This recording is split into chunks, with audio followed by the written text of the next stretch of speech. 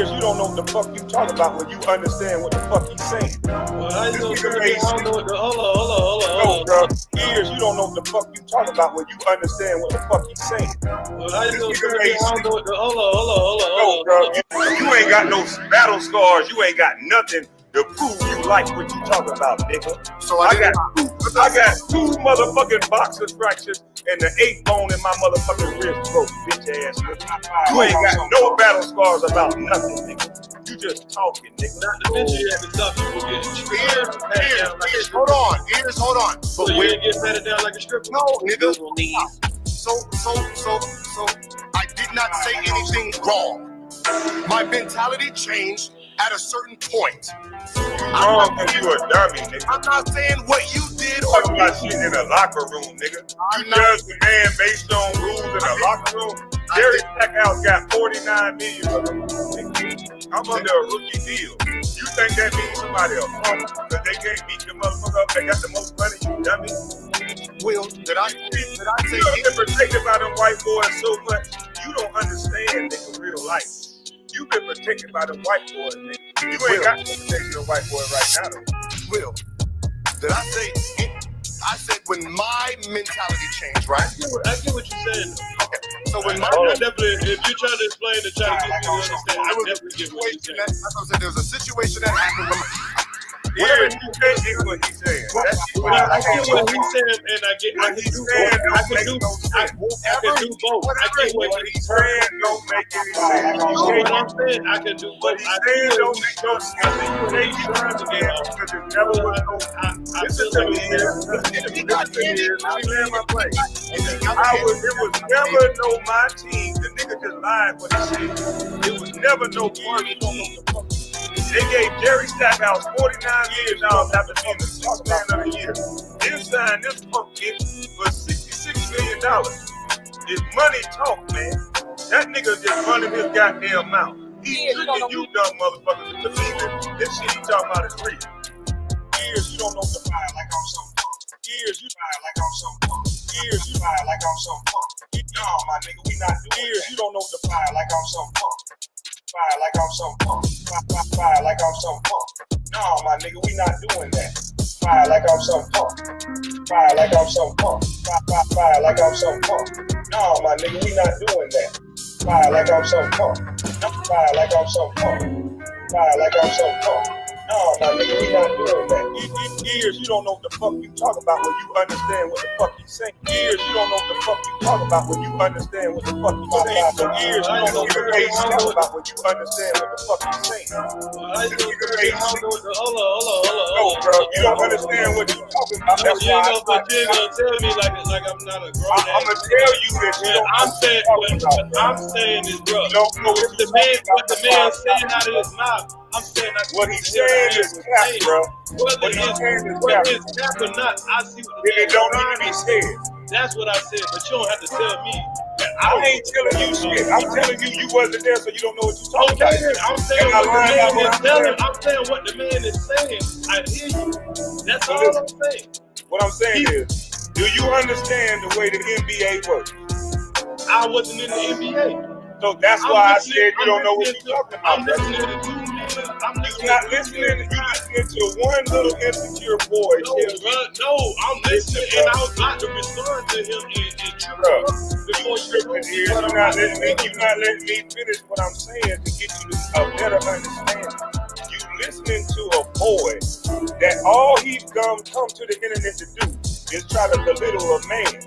So he's framing something in a way to make it seem like he saw something in me the day Jerry Stackhouse said something, and that I was supposed to don't know what violence. Years you don't know what the fuck you talk about. Years you don't know what the fuck you talk about when you understand what the fuck he's saying. Years you don't know what the fuck you talk about. Years you don't know what the fuck you talk about. Years you don't know what the fuck you talk about when you understand what the fuck he's saying. Years you don't know what the fuck you talk about. Years you don't know what the fuck you talk about. Years you don't know what the fuck you talk about when you understand what the fuck he's saying. It's your turn now because you were talking while I was talking after I heard you say you understand a nigga trying to make me look like a.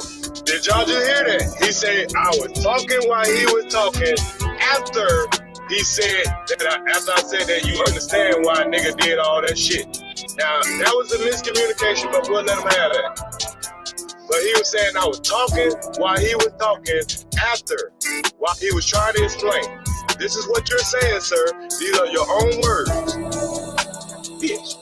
Okay, well, if you'd have let me finish, I was You gotta let me finish. Y'all see how the man just said, it's your turn to talk. And all I said, bro, if you'd have let me finish, he can't have a conversation. You can't let a brother get a word out. You can't, I'm over here calm as possible. This is the man that's saying that I'm drunk.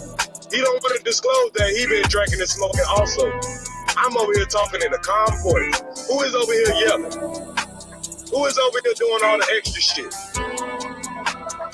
See, a lot of y'all see this shit, and this is when the celebrity shit come in. Now you're like, oh, I guess I'm a celebrity, I gotta be different. No, because if you was a regular nigga like me, everybody would be seeing what the fuck I'm saying.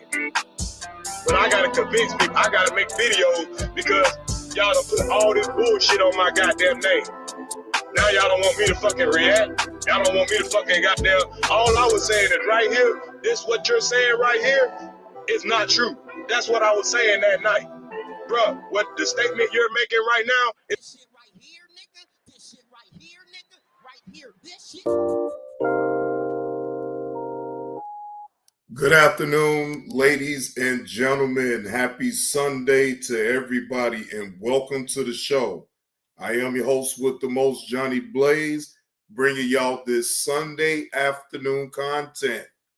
Now, we're going to most definitely get into the Jesse Lee parody, but I have a video, and salute to the chat. I see you. AC Walker's up in the building. Salute. Steady Grinding is up in the building. Salute. Franklin Dog OG is in the building. Salute. EV. What's the word, EV? I see you up in the building. And yes, that 5 hours, hurry up and went the hell on. What up with a 777? Happy Sunday to you. Hope all is well. Now, I want to go over this story before we get into all this. And it's funny that I actually brung this type of situation on up that you have to make sure you cover yourself at any type of job that you work at, right? Now, this lady from I want to say it's a clinic, Hillside something, right? Now, this is funny because she lied on the Uber Eats driver and lied and said that she didn't get a meal. Turns out, once she did that, the company that she works for fired her over a $15 meal. This content comes from the Charm Whisperer. This was posted 24 hours ago, basically a day ago. Let's take a look at it. Fair use, fair use.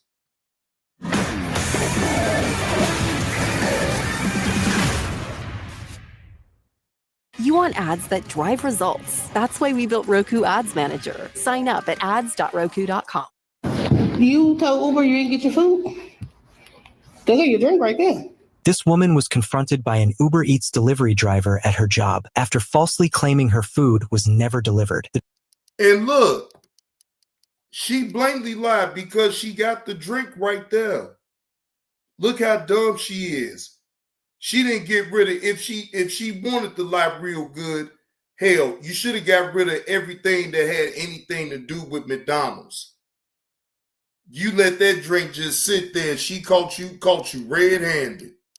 Driver walks straight into a Texas medical office, spots the drink sitting right on the desk, and calls her out. You told Uber you didn't get your food? Look at your drink right there. It's a dramatic moment, caught on camera, and the internet is on her side. That's now sparking conversations about gig workers, false claims, and the real cost of lying over a $15 meal. So I'm doing Uber Eats, and Lastasia decided to say she didn't get her food. Lastasia? You told Uber you didn't get your food? The woman behind the desk, allegedly named Lastasia, tries to deflect. They got your drink right there. I know. You must want to be internet famous today, huh, baby? I'm at work, please. I don't care. I'm at work. I have 2 kids. I make $2 a trip. wait. Now, that's highway robbery right there. Only $2 a trip? Oh, shit. You better get with DoorDash or either Grubhub, because Uber Eats, they doing you wrong then if it's only $2 a damn trip. No, damn all that. But anyway, when you have customers like this that will lie on a delivery driver that works, you know, saying these certain apps such as Grubhub, DoorDash, Uber Eats, what that does is they can deactivate your whole account on that platform if you get excessively people saying that you're not delivering their food, right? These are the guidelines that we live by when you doing these type of jobs. But you know that. So when you're working these type of gig jobs like DoorDash, things like that, it's just best to keep yourself covered, take pictures, make sure that you mark exactly where you're getting the food to, even if you can't give it to that certain person that the order is for. Make sure you get in contact with the person, let them know who you're giving their food to, so then that way they can get their food and they already know it's there. They know that you actually came there to deliver the food, right? This right here, not only do this look bad on her by her even lying about not getting a delivery, but her job fired her. Her job fired her. Like, you got to go. $2. Okay. And you gonna lie and say I didn't bring your food with your McDonald's cup right there? That's fine. That's fine. Well, guess what? You go on social media. I'm gonna add all your job information and all that. And I'm calling back up. Matter of fact, where's your manager? She's not here. Yes, she is. My manager is not here. Well, I need to speak with somebody that's not you. She's with a patient right now. Okay, I'll wait. That's bold. As the Uber Eats driver passionately confronted her, the woman barely flinched. Instead of apologizing or offering an explanation, she casually brushed it off. "I'm at work," she muttered, barely looking up. But for Michelle Brinson, the delivery driver and mother of two, that wasn't good enough. "I don't care. I'm at work too," she fired back. "You lied and said I didn't bring your food, and I make $2 a trip." Even as the tension escalated, the woman remained seated behind her desk, seemingly unfazed, while her McDonald's drink sat in plain view, practically confirming the delivery had been made. Her cold reaction only fueled more outrage online, with viewers calling her demeanor entitled, shameless, and completely indifferent to the damage she caused. Look, now, I don't wish nobody to get fired, but you allowed yourself to get on social media and who you represent, the move that you made, they had no other choice but to fire you. You literally lied and tried to fuck her way of living up by lying on her to say that she didn't deliver the food to you, but in fact, you did. And the only reason that you did that is not so you didn't have to pay the bill on food that you so-called didn't get. All the time, you did get the food and you ate, but you sitting up here scamming, and the job that where you was at, no, they can't have that type of behavior there. That's literally some ghetto shit. That is some nigga shit. You working that type of job and you still want to be a nigga? Shameful. Watching this video, I learned 3 lessons. Okay, the first one was accountability. If she had just taken a little bit of accountability and just was like, you know what, I'm sorry, you right, I should have never drank it. I mean, I should have never lied and said I didn't receive the food. I was under hard times. Here go an extra $10 or whatever to make up for your time. I don't know, something. If she had said something, maybe that whole thing could have been swept under and you would have been behind the doggone desk pretending like you typing to this day. Lastasia tried to play this off and say, I'm at work. You're doing too much. I'm at work. But what she failed to understand is that the Uber driver is also at work, and she just cost that Uber driver money. They don't, Uber drivers who do Uber Eats are not making a lot on each meal that they deliver. You can actually get kicked off of platforms like Uber Eats and DoorDash and Grubhub. I don't even know if Grubhub still exists, but yeah, Instacart. if too many reports are made this way. Now, if it actually happened, then yes, report it. But stop trying to get refunds. It's disgusting, and you reap what you sow. I hope you have a blessed day, and good on you for going back and reporting her. So you had the audacity and said you never receive your food. Get her. That's not right. Don't do that. Don't do that to people's job. Don't do that. As the video gained traction online, it wasn't just viewers demanding accountability. The woman's employer, Hillside Medical Group, was quickly pulled into the spotlight. In a public statement posted to their Google business page, the company apologized to Uber Eats driver Michelle Brinson and assured the public that they had taken immediate and decisive action. After a thorough internal review, we made the decision to immediately terminate this individual's employment, the statement read. Their actions are unacceptable.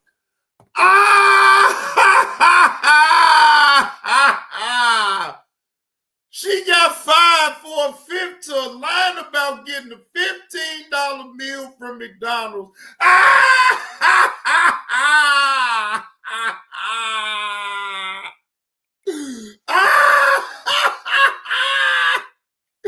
You dummy! They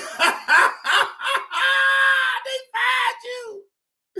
They terminated your contract, bitch! They told you, get the fuck on up out of here, ho! You stupid nigga!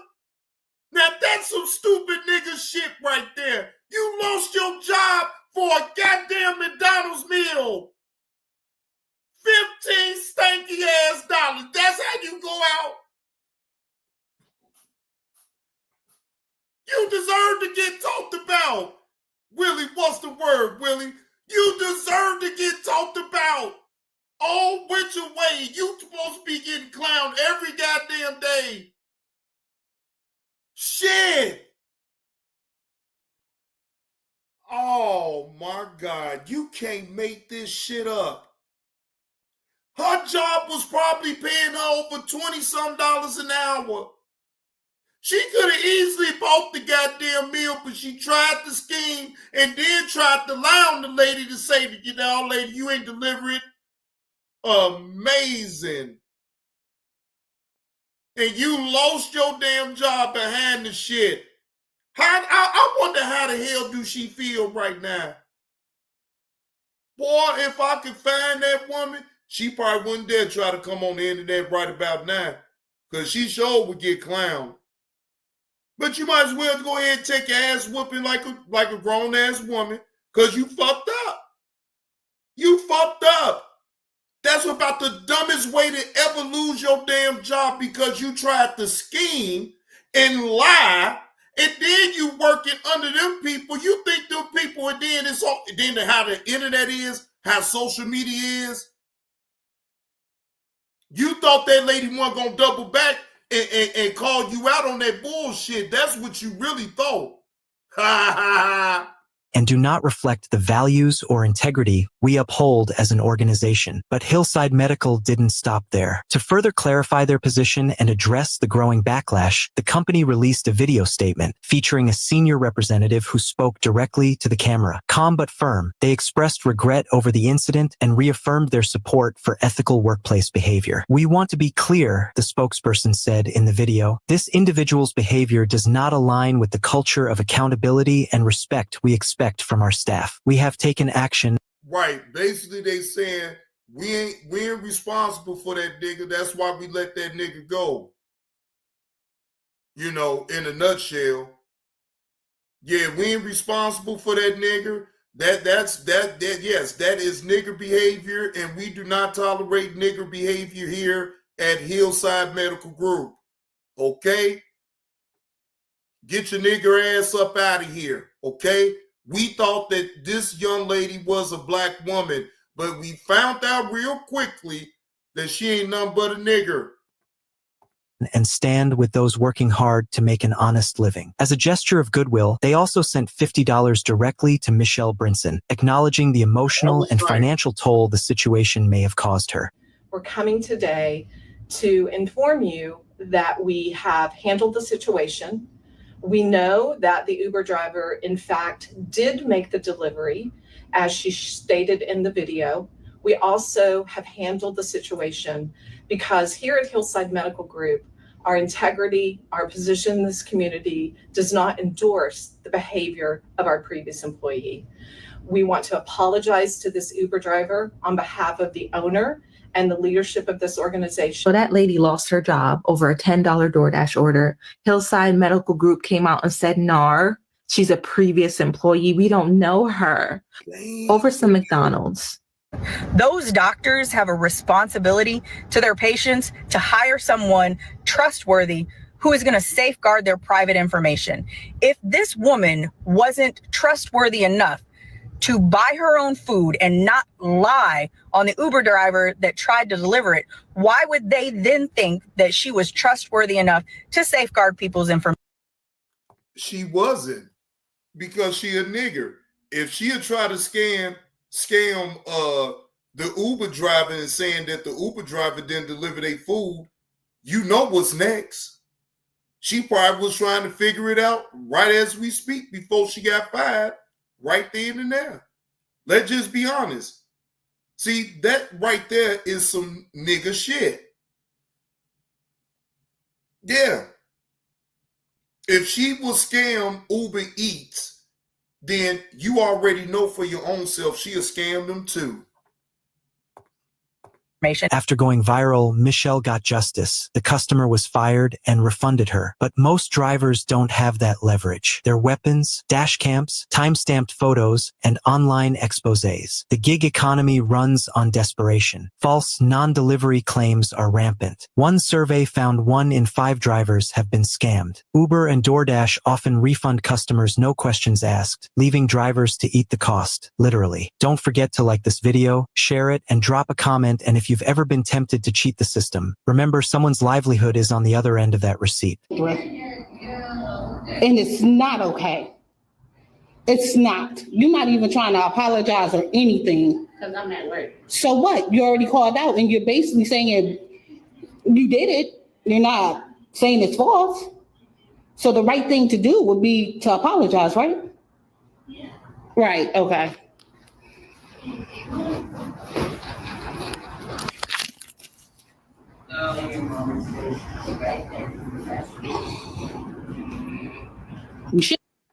This is, man, look here.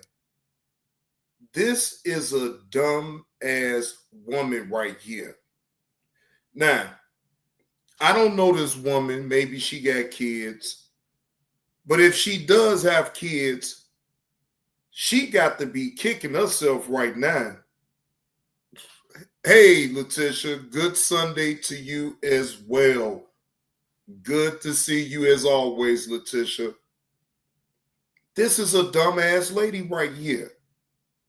You messed up your chance, your income off a $10 plus the delivery charge equals out to $15. You got yourself fired over trying to scam Uber Eats and saying that they did not deliver your food is beyond me. Now, I know for a fact those type of jobs working in the medical group, she's up in a clinic, they make a nice little amount an hour, right? I know some well over 30, some 40, it all depends, right? You killed your own job over a $15 meal that you could have just went on and paid for it. Damn. You got yourself popped, fired. Man, that's amazing right there. That is amazing. That's what a nigga look like, ladies and gentlemen. That is what a nigga looks like. All right? Niggas who do nigga activities and shit like that, even at the job, trying to scam the job and everything. See, that's right there. That's nigga activity right there. Shit. Straight up nigga activity for real. Now, Carlos, I'm about to pull you out the clouds because I know you in the clouds. Because we really got some Jesse Lee. We got some Jesse Lee material for sure. But I wanna get your opinion about this though, old Carlos. Now I want your opinion about this. Bitch. And you don't strike this from the tape, Christian. We ain't striking it. Don't. I'm telling you, just lower like that to where it gives you ability to dunk. Bro, imagine you. I'm not imagining. Let me finish. Imagine you in the same little shirt you had on at the Wild and Out show dunking. You know how many t-shirts you gonna sell? Cause you tripping. Oh my what? God. What? Oh the same little shirt you had on. Okay. All right. All right. Bro. Now, Carlos, and shout out to TP for clipping that on up. Now, Carlos, you mean to tell me that he talking to her like that's his little sister for real? Come on, man. Come on. He couldn't possibly be hey, Deja Vu, happy Sunday to you. Hope all is well. Oh, Deja Vu, I am drinking beer, but I also have my water. All right, just to let you know. So, yeah, but Carlos, come on, man. This ain't no big brother, little sister talk right here. And I think Angel Reese found it to be a little creepy. Bitch. And you don't strike this from the tape, Christian. We ain't striking it. Don't. I'm telling you, just lower like that to where it gives you ability to dunk. Bro, imagine you. I'm not imagining. Let me finish. Imagine you in the same little shirt you had on at the Wild and Out show dunking. You know how many t-shirts you gonna sell? Cause you tripping. Oh my what? God. What? God. The same little shirt you had on. Okay. All right. Bro. See? So that's what again, shout out to TP for clipping that on up. But bro, that ain't no big brother, little sister. And the little sister was a little creepy about the big brother even saying that. She found it to be very creepy. She's like, oh no, shit. So I'm just saying, so I don't be coming with those theories just out of the blue now, regardless of what they be saying. Now, seems like Angel Reese look at him as a big brother, but Shaq, I'm telling you, Shaq ain't just looking at her as just no damn little sis now. Now, I will say on Angel Reese end, is completely innocent. She appreciate the help. What up with it, Law? She appreciate what Shaq do, but no, not Shaq ain't supposed to be talking to his little sister like that, now, Carlos. I'm sorry. He can't be talking to his little sister like that, talking about the little shorts, the little ass shorts and all that other shit. Cause it's like, damn, bro, what brother do you know that even talk to his sister like that in the first place? Like, hey, Tanya. So, no, man. No, Carlos. When you go through this video, even if you ain't around right now, you still got to look at that now. Now, wait a minute. Now, Law, you just came up in here then, Law. You tell me. Now, y'all give me y'all opinion now up in the chat. Y'all talk on up in the chat. Y'all tell me, is Shaq talking to Angel Reese like that's his little sister in this clip right here? Bitch. And you don't strike this from the tape, Christian. We ain't striking it. Don't. I'm telling you, just lower like that to where it gives you ability to dunk. Bro, imagine you. I'm not imagining. Let me finish. Imagine you in the same little shirt you had on at the Wild and Out show dunking. You know how many t-shirts you gonna sell? Cause you tripping. Oh my what? God. What? God. The same little shirt you had on. Okay. All right. Bro. Now, ain't that something, Letitia? Ain't that something, right? That's not the way you talk to your little sister. Oh man, Lord, see, that's what I'm saying. Look, that's the cover. That's the cover with the bullshit talking about that's little sis. Whole time, goddamn it, he won't little sis.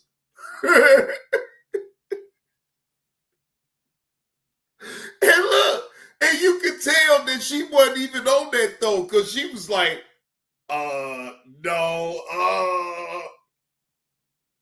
now I will say on her end, she ain't looking at Shaq that way, but Shaq looking at her that way. You can bet that shit. Shit, ain't no big bro ain't supposed to be talking about little sister up in no damn little bitty ass shorts and shit. Look, deja vu, I'm trying to tell you. Yeah, she thinks he too old. That's why she ain't going. No. She don't look. I'm telling you, from off that little skit right there, I can tell she do not look at Shaq that way. No, she actually just look at Shaq as her big brother. But see, Shaq didn't reciprocate that back and talk to her like a little sister, because now you was like, you getting possessive now, Shaq. Hey, y'all keep an eye out on Shaq when it comes down to Angel Reese. I'm gonna have to keep a close eye on that situation right there. Shaq, let me find out you trying to be an old creep. You know, you really is too old for Angel Reese. Let her go ahead and live her life and do her, man. Shit. Yeah, she grown. No, she grown, but shit, she still got her life ahead of her. Shit, Shaq, go take your ass on, man. Well, shit. Well, look. Now, Natisha, I agree. They are both grown. So then why won't Shaq just stop calling her little sis then? See, that be throwing me off. Like, bro, you can't call no woman talking about that's your little sis, and then next thing you know, y'all end up, goddamn it, having sex and having kids. Like, my nigga, I thought that was your little sis. Like, what the fuck is going on? See, you shouldn't be saying shit like that just so you can try to hide it from the public, because you don't want the public in your business, but it be slipping out. It slips out anyway.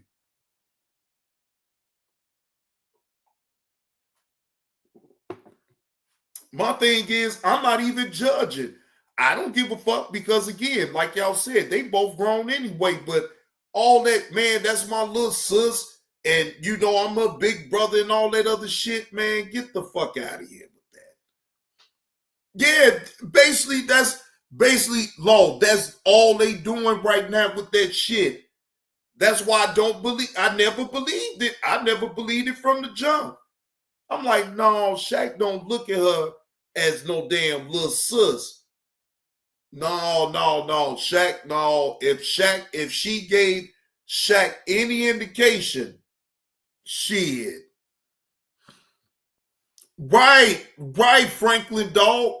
JB, that little sis be the overlay for the underplay all day, every day, Franklin, dog. All day, every day. That is just the overlay for the underplay. Ain't nobody trying to hear that shit. No. You want some Angel Reese. Now, Franklin, dog, I will say, I don't think Angel Reese wants Shaq, though. I don't think so. Shaq crushing like a motherfucker. Oh, and I ain't mad at that. I'm not mad at that. She grown. Right. Thank you, Letitia. He shouldn't even be calling her little sis, especially you got the nerve to sit up here and tell her, yeah, you look good in them shorts now. You can market in them. So you basically trying to. Oh hell no, Shaq. I get it. I'm not gonna sit up here and hate on the man because I get it. But Shaq, little sis, you just said not too long ago, your Angel Reese. You said my Angel Reese, referring to that's your Angel Reese. you cause her to tell her, excuse me, not to respond back to RG3. Hell no, she bet not. Now she'll be a fool. If she'll be a fool, law to do some shit like that. Hell no, she'll be a fool. No, she ain't no dummy now. I don't want her to be dumb and fuck the bag up. But shit, all that you better, boy, hey, Shaq, boy, man, I'm telling you, I'm gonna watch that situation real close. I just got a funny feeling though, man. Yeah, Angel Reese, she don't want that type of thing with Shaq, but Shaq most definitely want it. And down the road, I'm calling this shit right now. Don't be surprised if they end up being together down the road. Now, I'm calling this shit out right goddamn now. I think down the road, Shaq and Angel Reese gonna end up hooking on up. That's what I think. Now, I could be wrong, but that's just what I think. I'm just doing a bold prediction. All right. So let me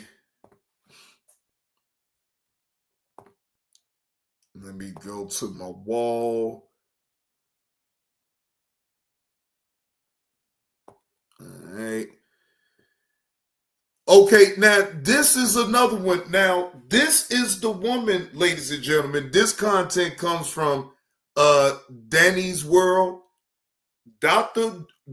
Umar's jump off, fix her crown, and says he's an FBI informant. Now, this is the lady that Dr. Umar called a stanky box, an aquarium, things like that, right? But she has shown herself and made a video. I believe she did this on IG. Let's check this on now. Fair use. This is for entertainment purposes only.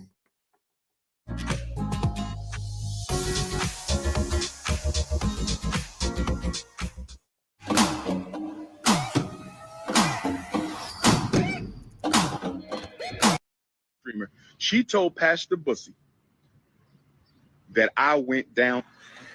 Umar Johnson, come to the fucking front of the class. So you went on Instagram Live. 50-year-old man. You went on Instagram Live to tell 1.1 million followers that a woman that you decided to put in your mother's space, the one with the hot cat, the stanky cat, the aquarium. Right. You chose that chick that went down on you. You chose to put her in a space with your personal shit and your mother. Either your following is slow as fuck or you are. And I'm going to have to bet that it's you. Because this is the type of shit that constantly keeps me and your bitch ass at war. So, what's up, Virgos? Mr. Cointel Pro is after me. I'm being investigated by IRS, FBI, DEA, CIA. You decided to let a girl go down on you, slob your Shango, gummy your Shango, and you decide to put that woman in a space with your mother. Precious, precious mother. That's what you wanted to run with. You had from July the 4th to come up with something. And that's what the fuck you want to go live and run with? Y'all need to go and check out Linen Honor. I got a video on there. I let everything go. We gave the receipts. That's why he's on IG Live worn off. Talking about some hot cat. Now here's my position on this. If I need somebody to take care of my mother One thing, I'm not going to get somebody that I just met. I barely know.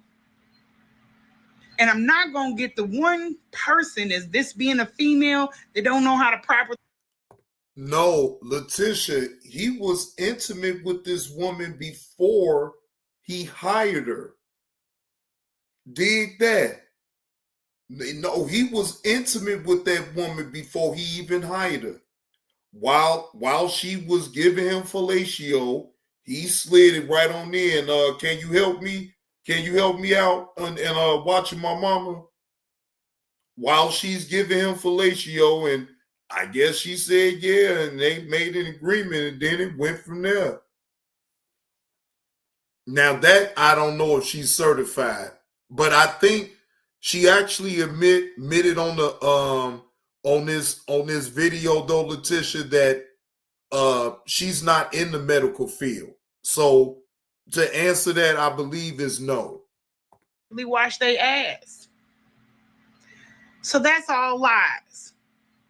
He chose me probably because I am the cleanest motherfucker he's been with. And it's funny, he put it in a text. He told me that I'm the one that is getting his mother's ass healed because this fucker has left her in piss and feces, either him or the AIDS. But he said he takes on whatever the AIDS do. So you've been leaving this woman in piss and shit. What? While you run around the world. What? Speaking. For what? She doesn't leave the home. She needs to see a doctor. You said social services has been out there twice. You swear it's me hacking your Instagram. You swear it's me that stole your rental car keys. You swear it's me that stole your tea container. Y'all, he got a tea container the size of my fridge. Nothing but tea. And I just got rid of it. He swears I'm the one that stole his sink stoppers. This is funny, but I'm not lying. This is how drug addicts and maniacs that go manic act. It's safe to say that some gacha games on the market take the design and interactivity of their playable characters a. Yes, this is the lady. This is the lady that was on Lennon Honor's panel when she outed Dr. Umar. This is the lady. Yeah, this is the lady. What was her name? It started with an L or something like that. Yeah, it started with an L. Lynette or some shit like that. So this is the lady that was on Lennon Honor's panel. Remember, I actually reviewed that with y'all. Okay, so she said the mom does have CNAs. Okay, so that I went for show. I wasn't sure if she did or not. Right, something like that then, Letitia, because I didn't know if this lady even had any type of license or anything like that to that effect. I didn't know. I'm the reason for everything. Now I done took off with FDMG's banking statements. I probably stole the blueprints to FDMG too late. This motherfucker tell it. I'm not a health aide. See? He knew that. He knows where I work. Okay, so that go the answer to that question. She's not a nurse. She's not a health aide. You know what I'm saying? She's not a health aide at all. And she did states that Dr. Umar actually knows exactly where she works. So if that answered the question. I have to be sworn in where I work. I've touched $1 billion worth of accounts. Why the fuck would I fuck with FDMG paperwork? But you've been caught with an FBI file. So are you an informant? We shall see. You threatened my 20-year-old son. You doxed my 16-year-old son. What up, Wolfpack? He's a minor. And you want to come to me about HIPAA. I'm not a healthcare professional. I never told you I was. So what fucking dizzy ass attorneys have you been talking to?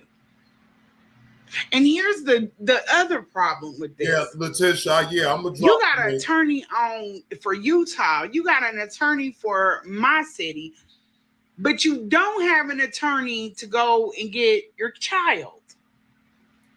You ain't got no fight in you for that. Damn. Do you think before you speak? It just gets worse and worse with you. And this is why I left your ass alone. I stopped fucking with him. Let me explain to y'all why. Because he's a crash out. Because he's a liability. For anything that I have built, I am not going to take a loss for this motherfucker. I have never publicly aligned myself with Umar Johnson. Damn. And had chances to do it. I've done events.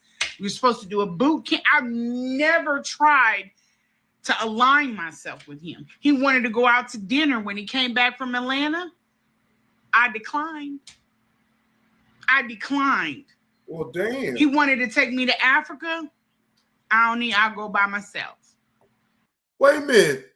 So you mean to tell me Dr. Umar, the same man that said that you had a stinky box and you got a whole aquarium down there, wanted to take you to Africa?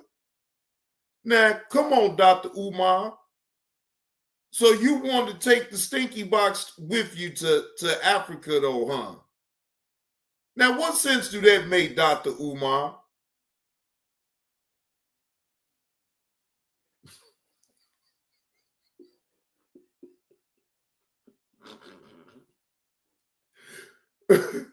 I'm just saying, he the one that disrespected that lady Deja Vu, disrespected the fuck up out of her. All because she went on Lennon Honors panel and told her story. Shit, hey, you can't be talking about you wanted to take her here and take her there, but then you talked about the woman box stanky and all this and that. Like, excuse me, I didn't believe it any damn way. I believe you did put your whole damn face in it. Everything has come from him. I have not given or promised any damn thing. I'm the one with all the goddamn receipts. How's biz, Ash? Great, especially with the help of Xero accounting software, I can keep my cash flow flowing by giving customers more ways to pay. Search Xero with an X! This is why you don't fight sirens!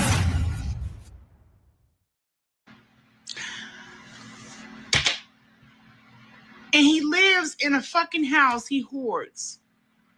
It's so nasty in that house he refused to clean. Well, damn. No, I get it, Law. And the only damn thing that he can focus on, since all of this shit's been going on, is posted up where girls done sent him like I give a fuck. What do I care? I left. So, why bring it up? What up with it is what it is. hey, you know damn well Dr. Umar put his whole damn face in it. He put it all up in that shit. Why he talking about that damn box stink? You put your face down there in that stinky box. Stop playing. Then you want to come online and be fronting to people acting like you had put your whole damn face in it. Him alone. I got with a man that is known. He's more successful. And we good. asked Umar, get these people out of my fucking space. He didn't want to get his people out of my space. He didn't want to leave my space. I got screenshots of him trying to get on my fucking Facebook page, or not my Facebook, my Instagram page. Why would you send me a friend request? He only had one follower. That was Jerk Villa. And you want me to be the second one? What part of I don't want to be publicly aligned with you don't you understand? I ain't got to hold it. Oh, so in the public, you don't want to have no dealings with old Dr. Umar. But in private, it don't matter. Oh, okay. Yeah, now I'm getting you. No, not publicly now. I don't want to be associated with you publicly because you know your name ain't about shit around these parts on the internet and shit. But privately, yeah, I could probably, I mean, that's just how I'm reading this shit because she is making it known in public. I'm not trying to associate or align with you in the public. But I believe in the privacy now, she'll be doing a whole lot of aligning and giving fellatio, and he gonna be putting his whole damn face in it. This nigga's phone. Let him tell it he never spent a night. But we know that's a lie. Because why? We have the proof. Lennon has it. He sent text about him spending a night. Damn. He just lies. His nephew, just came out today and backed up everything that I've said. So now I got a witness. What up, Teddy Grams? And I've dropped all kinds of receipts. And he ain't did nothing but just sitting on there like a big ass hobo at FDMG looking busted and fucking disgusted. What's good, Uncle? Because all of his shit is crumbling down. I begged this fucker to leave me alone. He wouldn't do it. He threatened my kids. I'm on your ass, bitch. I'm not. Damn. Wait a minute. So Dr. Umar didn't threaten your sons now? Now that ain't right now, Dr. Umar. You should just leave the kids up out of it now, man. Why the kids got to even be brung involved with that shit, man? It's no wonder why the lady showed herself now and did a video on her own. I see now. That's why she's saying it's wartime. She about to put out all the goddamn receipts on Dr. Umar. Now, I'm just waiting on Dr. Umar to spaz the fuck on out the same way he did last time. Gonna get off. I'm not gonna come off. Y'all better be ready to defend him at every damn turn because it's not looking good for Umar Johnson at all. It ain't looking good. At all. Instead of worrying about his mother and her care, he decides to use the time that he has a care aide looking after her on that IG live because he'll never go live at home because his home is a hamster cage. You will never. Damn, she said Dr. Umar's house is a hamster cage. Damn. Now, wait a minute. You know what? Even if that is true, you was up in that hamster cage too, lady. For you to know that it looks like a hamster cage, you was right on up in there now, wasn't you? I swear, that should be the funniest shit to me. Now again, I don't know if the shit true or not. But what I do understand is for you to speak on it the way you do, you've been up in there.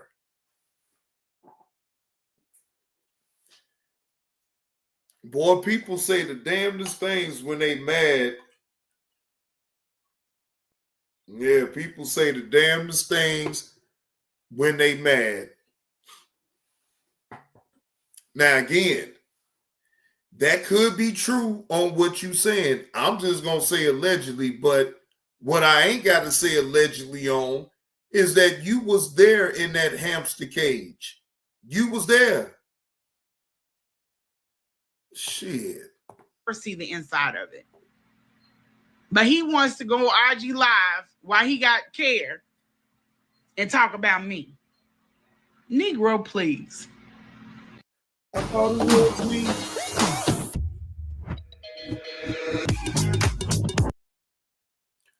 All right, well, that's the end of that.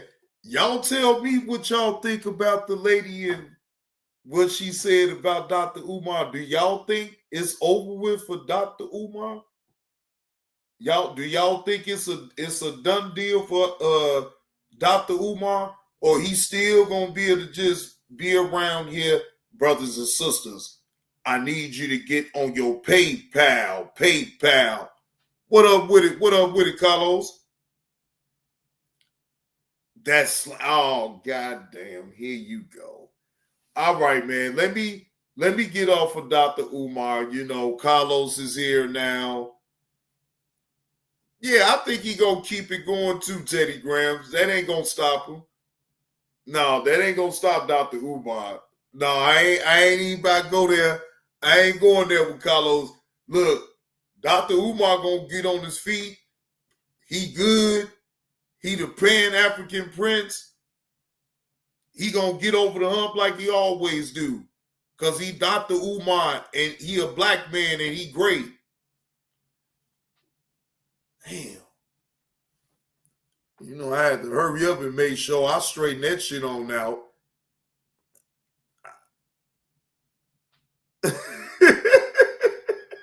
I'll be right back, man, after these messages. Again, I don't know you outside of YouTube. I only know you on YouTube. I know your persona of what you show on YouTube. We not friends like that for you to be calling me all willy-nilly, nigga. I live a real fucking life. And if I'm not on this motherfucker, I don't want to talk to nobody until I'm ready, right, to talk. I'm going to drop this link and I'm going to see what all the fuck you want, right? I'll hear you out. But then after that, bro, leave me the fuck alone, man. I'm not going to talk about you when I actually say, right, that I'm not going to talk about you. Then I'm not going to talk about you. I don't have to. Even when you was on Sears platform, you was trying to talk to me then. I'm not going to address you anymore. Matter of fact, this is an impromptu live, y'all. This is an impromptu live stream. Right? I wasn't even planning on going live. Right? But I have to address this and I have to put it out on YouTube because why? I know you on YouTube. I don't know you on in real time. So I'm not going to ever talk to you on no back end at all, ever. Right? I'm not going to ever do that. If you want to address me about anything, you address it for everybody to hear. What the fuck is you trying to call me on the back end? I'm not going to. Nigga, we ain't getting money together. We not getting no money together. Call your son. Mentor your son. There's nothing that you can get from me. Remember, you don't need a motherfucker like me, right? You can stand on your own. So that's exactly what the fuck we gonna do. You have no right reason to call me on the back end for nothing. I don't know you. Miss Eve, this is for you, Miss Eve. And it's nice and frosty too. Right? Again, I don't know you, right? Outside of YouTube. I only know you on YouTube, right? I know your persona of what you show on YouTube, right? right? We not friends like that for you to be calling me all willy-nilly, nigga. I live a real fucking life. And if I'm not on this motherfucker, I don't want to talk to nobody until I'm ready to talk. You don't dictate when I want to talk. That's not how that goes, nigga. When I feel like talking, then I will set up a line, upcoming like I always do, and I'll follow through on what I do. Now, what you do is what you do. I don't give a fuck about what you got going on, bro, right? Stop talking that line with me because, see, you better know one thing about what I will do, or I will tell. Right? Again, I don't know you outside of YouTube. I only know you on YouTube. I don't know you. I know your persona of what you show, right, on YouTube. I don't know you. Right? Again, I don't know. I don't know you. I don't know you. Right? I don't know you.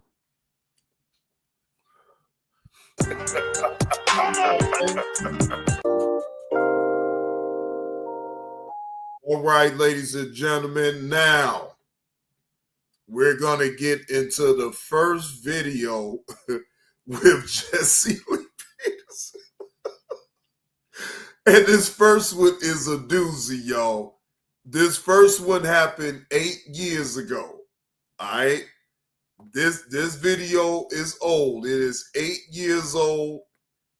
And this is Jesse Lee having a conversation with Tariq Nasheed. Oh, excuse me, 7 years ago. On white people, the coon train, and many more. Let's get into it, ladies and gentlemen. Fair use. This is all for entertainment purposes only. I'm only here to give my reaction to the conversation between Jesse Lee Peterson and Tariq Nasheed. K20 EP1, what's the word? I see you up in the building, man. Y'all make sure to hit that like button on the way in. Please hit the like button, please, and thank you. Hey, have you ever been told you have a nice voice? Well, what if I told you you could turn your voice? Y'all not going to see. But it's going to be interesting. I love Jesse. Y'all don't call him a coon. No, he's not. Y'all personally attacking this brother and calling him a goddamn coon. This is going to be a very good conversation. So hopefully they don't edit the shit out. All right. So, all right. We'll be back. All right. Here we go. Let's get it. Restless. I am so restless.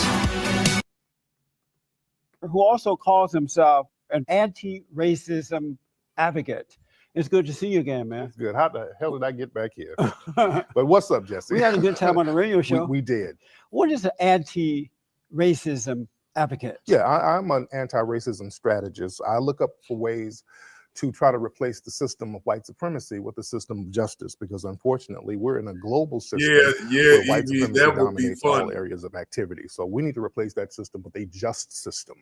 Define white supremacy. White supremacy means people who believe through speech, thought, and action that they should dominate, control, and mistreat people classified as non-white. And we're dominated by that system completely globally. How do you know that? Because they said it. The people who put white supremacy in action, they specifically said that they were doing that. You go back to the so-called forefathers of this nation, and even in some of the European nations, they specifically said we're going to create a system of white supremacy where the people who are classified as non-white will be the inferiors. And they put these things into law, they put them into practice, and they put them into military defense. They defended these laws militarily, and that's where we are now. And you said globally they've done this. Globally, absolutely. And so white people are smarter than black people, and have they done this to all other people? Or yeah, all just people. Black All people. No, all people are dominated. All people color. All people who are classified as non-white, they are dominated by the white supremacists. So how are white people God's chosen people? No. Because you say no? No. Then why were they able to sit down and make a decision like that?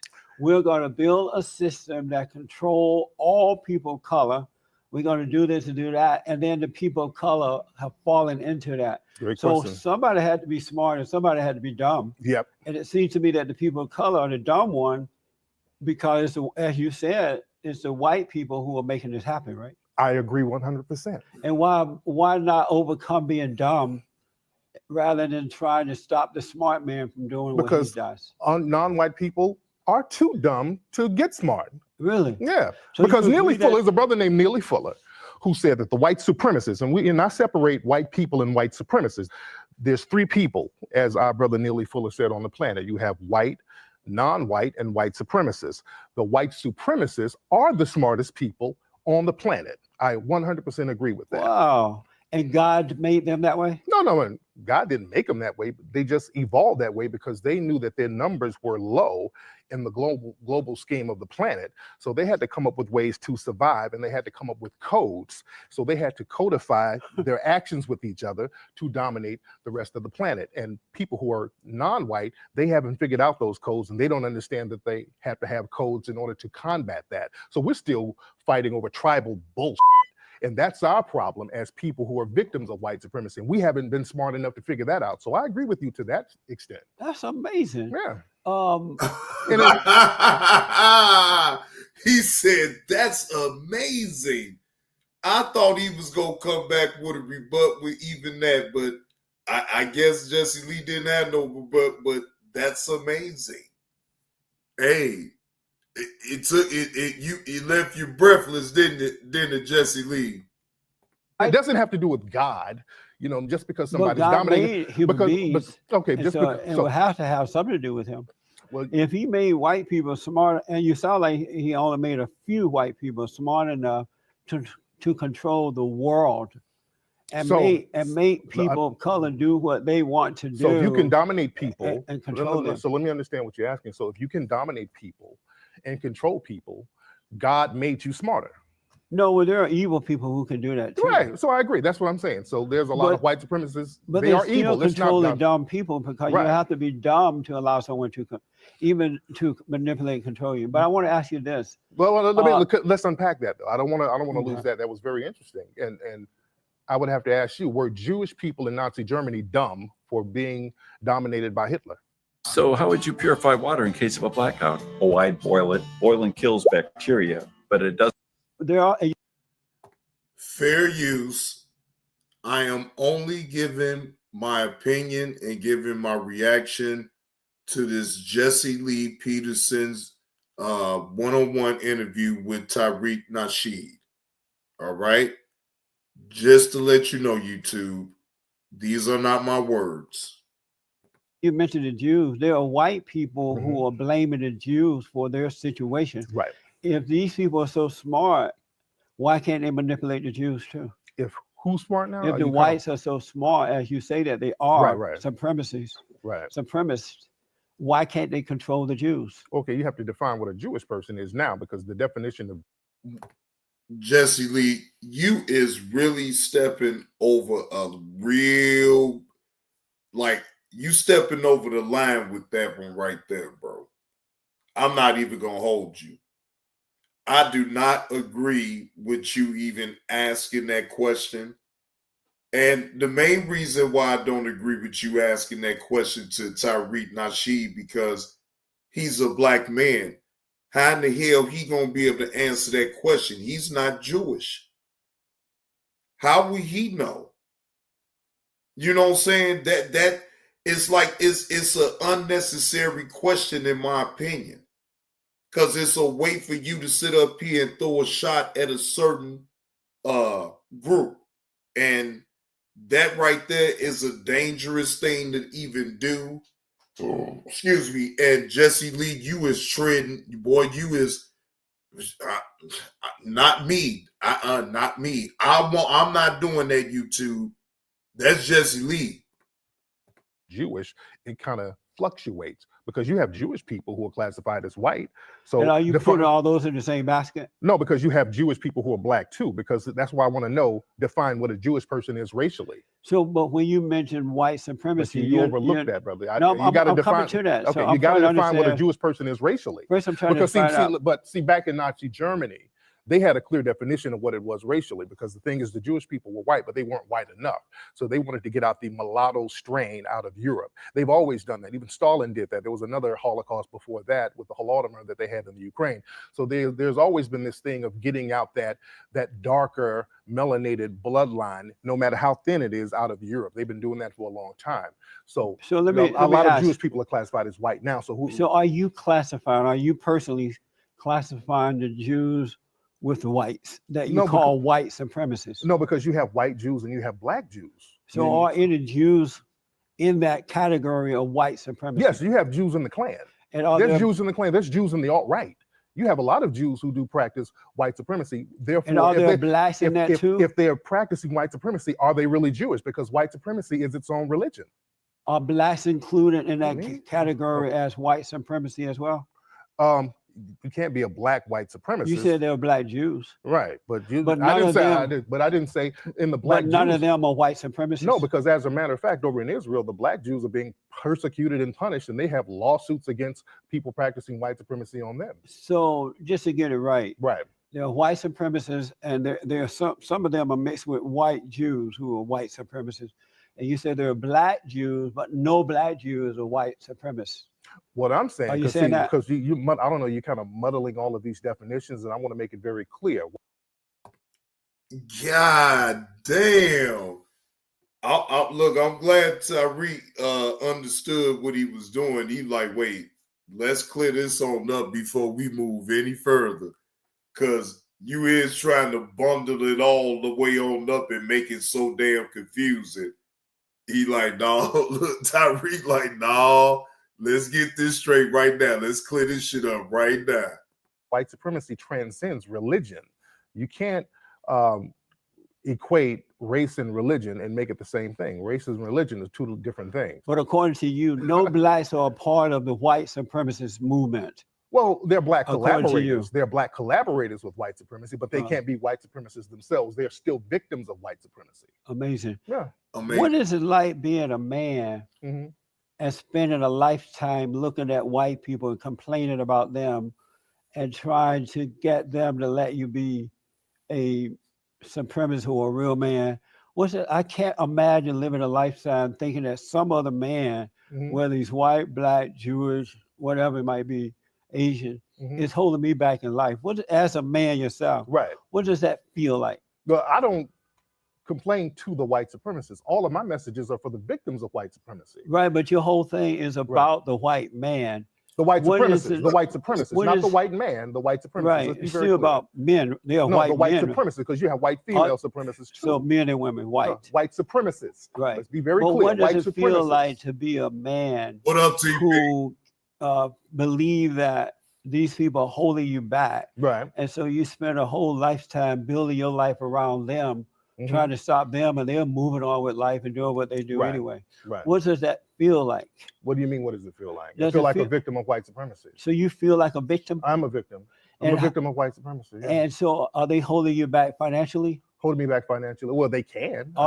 They can. Are they? They can. No, but are they? They can. Well, I didn't ask you if they could. Can. If I get too powerful, yeah, they'll chop my stuff down just like they chop everybody else's stuff down. For example, let me get into that. I want to unpack that. I want to unpack that about that whole money thing. Are they holding you back? You can make a lot of money. They'll do the Bill Cosby thing. They can put all types of crazy charges on you. They can deplete your money. So, are they holding you back financially? What do you mean? Are they holding me back? I'm in a prison called white supremacy that's global. So we're allowed. Certain black people are allowed to have certain resources, but they know they can take it back. Are they holding Tariq Nasheed back financially? I'm in a system where they can hold me back. But right now they're not holding you back. Well, they can hold me back. Are they holding you back? Define holding me back. You don't know are they holding you back from being successful in your life? Well, I'm successful because I understand white supremacy, and I'm successful as far as I can be, as much as I can be, because they can stop my success at the drop of a hat. There was Malcolm X was successful until they killed him. Dr. King was successful until they killed him. Well, so I can still be killed no matter how much money I have. Are you saying? So I don't define my success through money. Right now, they're not holding you back. Yes, I'm telling you, in a system of white supremacy, they can murder me with impunity right now. Do you feel that they're holding me back? There was in Nazi Germany, you had rich Jews going into the gas chamber. So holding me back, were they held back? Do you feel that the white supremacist male is a better man than you? No, they're smarter than Black people collectively. Yes. Are they smarter than you? Black people, well, to a certain degree, I would say yes, because I haven't figured out how. Hey, TP, I keep trying to tell Carlos, hey, Jesse Lee, I ain't saying that he don't believe in what he say, but man, look, he be trolling. I'm telling you, Jesse Lee be trolling. I'm telling you, I don't care what nobody say. He can look like an owl, all that, but Jesse Lee be trolling, man. To replace the system of white supremacy with justice yet. So I guess I'm not smart enough because I haven't figured it out yet. That's why I work every day to try to figure that out. Do you believe that human beings are in a fallen state? What does that mean? Have fallen away from God. Human beings falling away from God?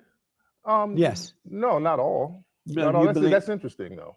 Falling away from God. So how do you fall away from God? So first, if God is omnipresent, how do you fall away? Let from me just something that's ask first: do you believe that human beings are in a fallen state? Brother, I'm trying to get you to define what you're I'm saying. trying to hear your thought. You're my guest. I'm trying to see how you are seeing things. But I don't know what you mean, though. Because again, I'm in a system of white supremacy, so I'm not as smart.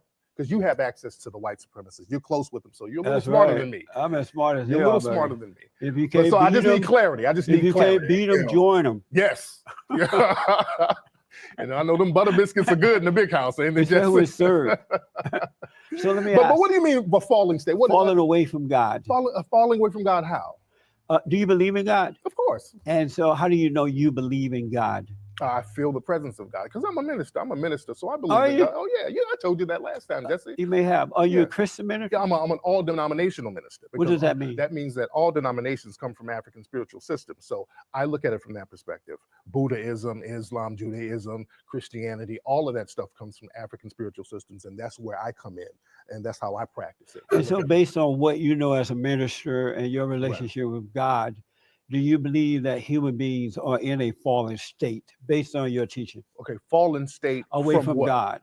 Away from God, how? No, just give me a yes or no on it. I can't give a yes so or let no. me ask you this way. You're asking me, that's like, is it possible to fall away from God? That's like asking me, does a unicorn's horns... What? See, right there, what you mean fall away from God? Everybody backslides.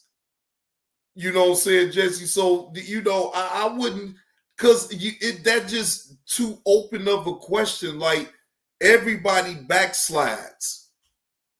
You feel what I'm saying? Everybody fall from grace at some point in their life. But, okay, what's your point? Damn, I wonder if that question was posed to you, what would you say? Yeah, I want to hear those old tapes my own self, Letitia. Yeah, TP, I need to hear those old tapes for sure. Tastes like granola bars. I don't know what you're talking about. You got to you just got to be very clear on what you're asking. You don't know what I'm talking about. Yeah, I don't know. I don't know what fallen state means. Is it possible? Fallen by meaning if you're victims of white supremacy, yes, we have fallen. Yeah. Is it possible for human beings to turn away from God? Yeah, the white supremacists, they've turned away from God. So they're a very clear example, and we are now worshiping them. We're subject to the white supremacists. So yes, we worship white supremacy now, unfortunately. You worship the white man? No, unfortunately, brothers like you, and I'm not disparaging you, Jesse, but too many people collaborate with the white supremacists, and that's been one of our problems. And when you say color, ooh, shots.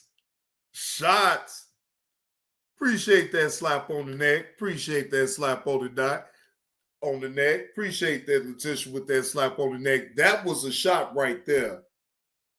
That was a complete shot to Jesse Lee right there. That was a bam.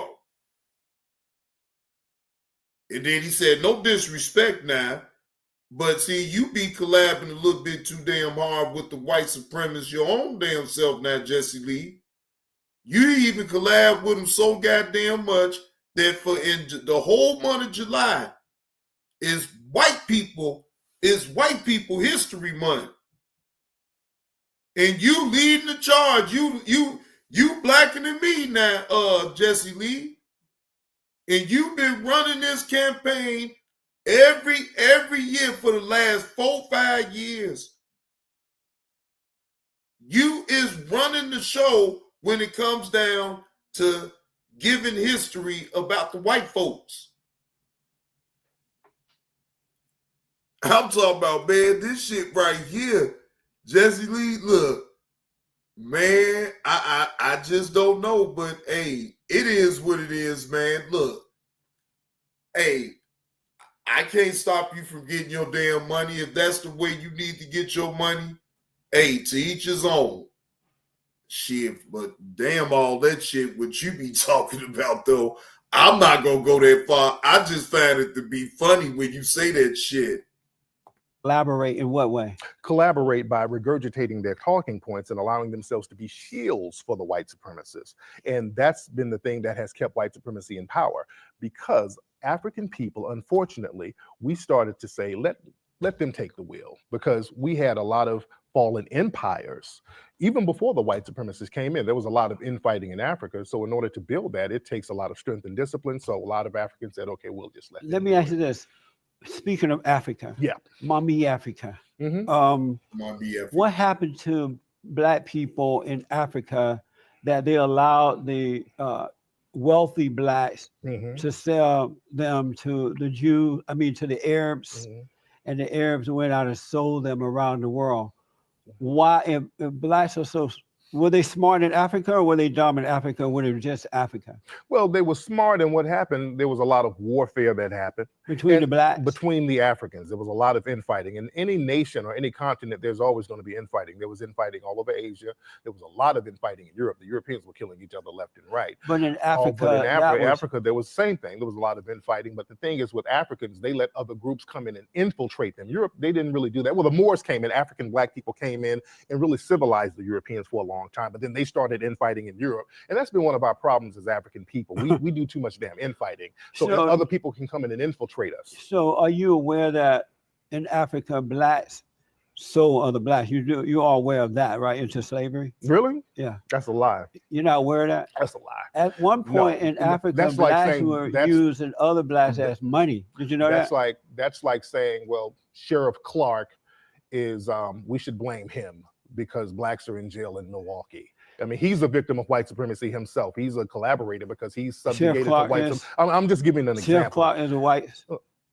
In Ecclesiastes 3:11, we read these words: God, a victim of white supremacy. Oh yeah, and I'm using him as an example. Just like in Africa, by the time, hold on, bro, let me unpack that, bro. Let me unpack that, brother. Blacks selling other Blacks. You said that did not happen. Let me unpack that. Because the thing is, it wasn't a collaborative effort between Black people saying, okay, we're going to get together and just sell other Black folks. The white supremacists came in the middle of that, unfortunately, and there was infighting, so they would sell their prisoners to the white supremacists. And a lot of Africans, once they found out what happened, like Madame Tinubu, Nzinga, they fought the Europeans off once they found out they were not bringing the African people back. So there's a lot of history to that. But Africa was already dominated. So let me, because of time, don't be talking so fast and so long. Okay. You remind me of don't talk fast. But look, I got to get you out the sunken place. Look in the flash. You remind me of what? Professor, what's that Black guy name? He says a whole lot of words but no meaning. Dyson. You know who Dyson is? Yeah, I know Dyson. So you saying I'm not meaning? Are you saying I'm saying a lot of words and no meaning? Yeah, you're speaking fast and you're speaking long, but you're not making Look in the flash, Jesse. You're not making any sense. Damn. Jesse. Let me move on to something else I didn't know about you. Okay, good. What's that? You've written, from what I read here, several books, right? Yeah. And you write on relationships. Okay. And one is called The Art of Macking. Jesse, of Macking. Are we about to start deflecting, Jesse, into some? You about to pick a quote out of my book and then first, what is the art of Macking? Jesse. I used to write dating and relationship books, Jesse. So you pretty much, I know you're familiar with some of the books. I'm not, but you are. You're familiar. But I'm not. Yes, Jesse, you were familiar with the just flies you dress and the white women you be macking. You a player about yours, dude. You know about some macking. You older than me. You know about macking. You know what macking is. Macking is talking to women. You know that. Oh, so macking means talking to women. That's what it is. So the art of talking to women. And my book kicked off what they call the PUA movement, the pickup artist movement. A lot of white dudes got my book, and they started the whole pickup artist movement based on the stuff in my book. So it was about dating and relationships. Those pickup artist dudes picked up on that and started using a lot of my stuff. Some of them even plagiarized my book. And what was interesting, a lot of those pickup artists started to morph into the alt-right, and they became some hardcore white supremacists. So this is one reason why I tie in race and relationships when it comes to dating and when it comes to any kind of interaction, because race is going to always come up. Do you believe that black men should marry or date or marry white women? I mean, if they choose. You okay with that? Yeah, if they choose. Okay. As long as you're not a coon. Should they? Yeah. But how would you know they're not a coon if they married to a white person? They could be a coon according to your rules. Well, based on their actions. Cooning is about an action, a mentality that you have. So you date a person who's non-black, and then you start collaborating to harm black people collectively. Well, that's the thing that makes you a coon. When you proactively engage in behavior that will harm other black people. Are all black people one? All black people one. Except the ones you guys call coons and sellout. Are all black people one? We're all victims of white supremacy. So yes, in that respect, yes. Now, as far as all that, white supremacy, that's very interesting. No, man, hey, no, not yet, TP. What up with it, Keon 30? Man, they going down a certain rabbit hole that I figured they would, though. You feel what I'm saying? Because I'm sitting back listening to the conversation. They is going down a certain rabbit hole. I'm telling you. I noticed that a lot of black men are dating outside of the black race. They're not dating and marrying black women. Do you know why that is? Because when you look at the media and they show black women, they show you stuff like Precious, and they'll show you movies like The Blind Side. And black boys are growing up looking at black women in a negative light because the white supremacist media portrays that. They portray the black women as negative or the black women as mammies, and they portray. But I mean, just because they showing that on the media, though, Tariq, that don't mean that I want to buy all into it. I mean, let's just be honest. If you living and you've been some other places in the world or whatever, then you know it's all different type of women on out here in the world. You know what I'm saying? So I don't never fall into that bravado of what the media shows a black woman to be. I never fell into that type of bravado anyway. You know what I'm saying? Never, not me. I can speak for myself. Now, what others then fell into, then, hey, it is what it is, but not me. Hey, G Mama Body, how you doing? Happy Sunday. The white women as princesses and goddesses and sex symbols. So when you see that nonstop, you're told that white is better, white is better, white is better. Unfortunately, that permeates in your mind. So, oh, I see. So right. Is that happening because their mothers have set a bad example for them? Is it the mothers? That's why the media is able to turn them away from the black woman toward the white woman, because the black mothers have set bad examples for the boys. So like how would the black mother set a bad example? But I'm asking you, is that's why I don't know. You telling me this is new to me. Why is the media able to turn them away? Because if they had the media is very powerful. If they had good mothers and good relationship with their mothers, they would naturally be attracted to a black woman. Right. But you're saying that the media and others are making them believe that the white princess is the way to go. Is that because the mothers have been bad examples for them and they hate the mothers? No, not at all. I don't think they hate why their would mothers. They be easily turned away? Not easily. If it's something that's really thrown at you every single day. It's just like smoking. Hell, your mother might not smoke cigarettes, but if you see ads about smoking nonstop and ads and billboards about smoking nonstop, you'll try that. There's a lot of stuff that children do that their parents didn't do. A lot of them do things out of rebellion. Even in white society, there's a lot of white women who are rebelling against white society by dating non-white people, because there's a lot of stuff that goes on in white families that, as we see, you have a lot of sexual harassment cases and charges and rape charges and molestation charges going on in white society. And then a lot of it has to do with programming by the dominant society. For example, a lot of people in the white nationalist movement, they'll say, well, white women are dating non-white men because the Jewish media, they'll blame Jewish people for doing that. Yeah, I noticed that in all cultures that seem to be victim-minded people blaming someone else for their problems. Right. You believe in racism, right? Do I believe in racism? Do I believe in it? It's white supremacy, of course. It's systematic white supremacy. It's not a belief, that's a reality. And do your parents believe that too? Do they believe there's racism? They experienced it. No matter if they believe it or not, they experienced it. But did they tell you that they believe that it's racism, or did they call it something else? Well, that's the thing, and that's a very good point you made. A lot of times we call it something else because the white supremacists, they like to create false opposition. And really, it's all the same thing. We use terms like segregation, but that's white supremacy. Use terms like Jim Crow, that's white supremacy. Use terms like fascism, that's another word for white supremacy. All of these things are the same, and we get confused by all these labels. So did your parents call it something else, or did they call it racism? Sometimes they refer to it as segregation, Jim Crow. Yeah, because when I was growing up, blacks were not angry and demoralized, and they didn't believe that white people had control over them like that. They didn't? When did you grow up? When did you grow up? I never heard the word racism. They call it segregation, as you said. That's racism, Jesse. But they also knew that that's racism. They also knew that it was good and evil. But Tyreek, you still got to understand, though. Look how much older Jesse Lee is over you. You know what I'm saying? That word, you know what I'm saying, as far as how long ago that was for him, he don't know all too much about no damn racism. And then even when they start throwing that word around, even back then, it was just all about being segregated away from the white people.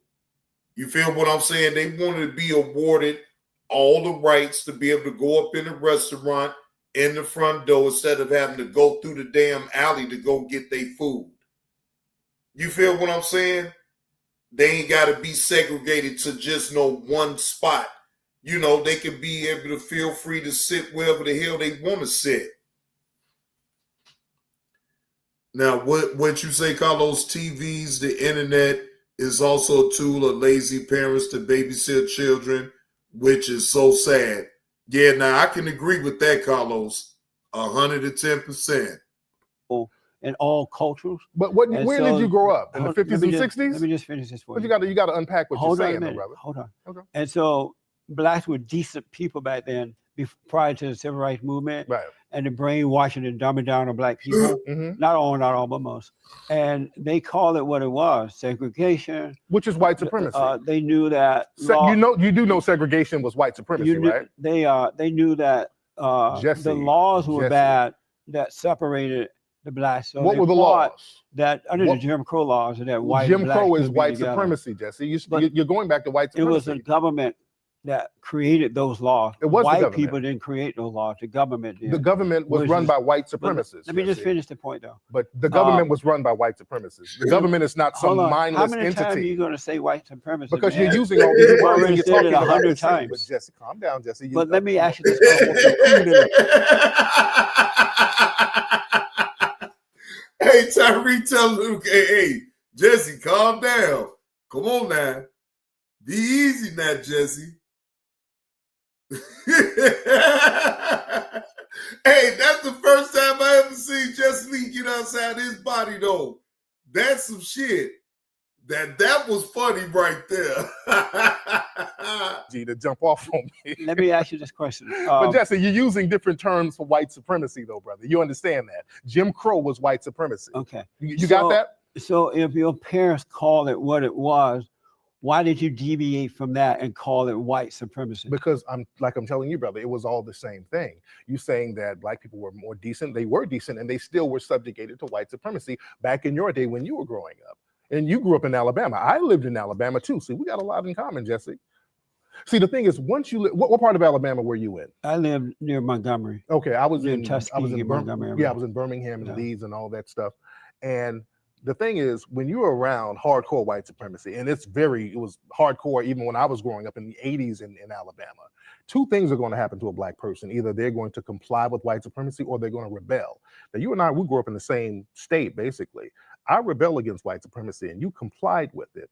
Now, I would like to know Maybe what that's happened. why you're controlled by white people now. What happened with you as a Because child you that made you want to rebel. comply with white supremacy? Because you rebel, maybe that's why you're so into the white thing, controlled by white people, and they don't really care about you at all. I know they don't. But They care about dominating us. You're into them, but they're not into you. But I want to ask you some more questions because we're running out of time. Yeah. So you believe that white supremacists exist. I want to know exactly what do you want from white people? What I want for them to stop practicing white supremacy and replace the system of white supremacy with justice. I want them to redistribute the maldistributed resources that come with systematic white supremacy. I want them to punish. You want reparations? Does that mean reparations? You can call it whatever. I don't. But I is just that what you're saying for the understanding? Redistributed resources that were maldistributed because blacks had their resources maldistributed. We were denied things, and it was codified by the government. Do you agree with that? Meaning reparations, right? Well, we were denied things that were codified by the government. The government Like what, sanctioned for example? with jobs, housing, health, all types of not reparations, but all types of resources that were given to the dominant society. The dominant society has, meaning white supremacists, they've been giving reparations for the last 200 or 300 years. Amazing. So, right. And so you want reparations from white people, exactly. You want them to stop being white supremacists. Reparations from white people or the resources that were generated from free African labor. If it wasn't for free African labor, there would be no wealth in this country, Jesse. Do you agree or disagree with that? I disagree. Okay, where was disagree. Where did it come from? Where did the wealth of this country come from if it wasn't for free African labor? The hard work of the men and women, the good men and women of this country. So the free African labor weren't good men and women? Let me ask you this. So the free African labor, those were not good men. I want to ask you another deflecting question. means you don't believe what you said, Jesse. I want to ask you another question. Deflecting means you don't believe what you just said, but I got you. I grew up under the Jim Crow laws. White supremacy. And while growing up, Black Americans, including my family members and others, did better for themselves then than they do today, and they were not complaining about white supremacy. Yes, they were, Jesse. You're telling a lie. Looking at me. Tommy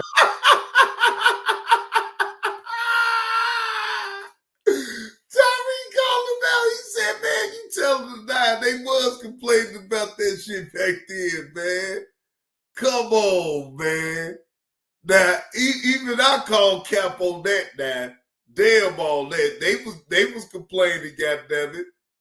Shit. Why look, hold on now, Jesse Lee.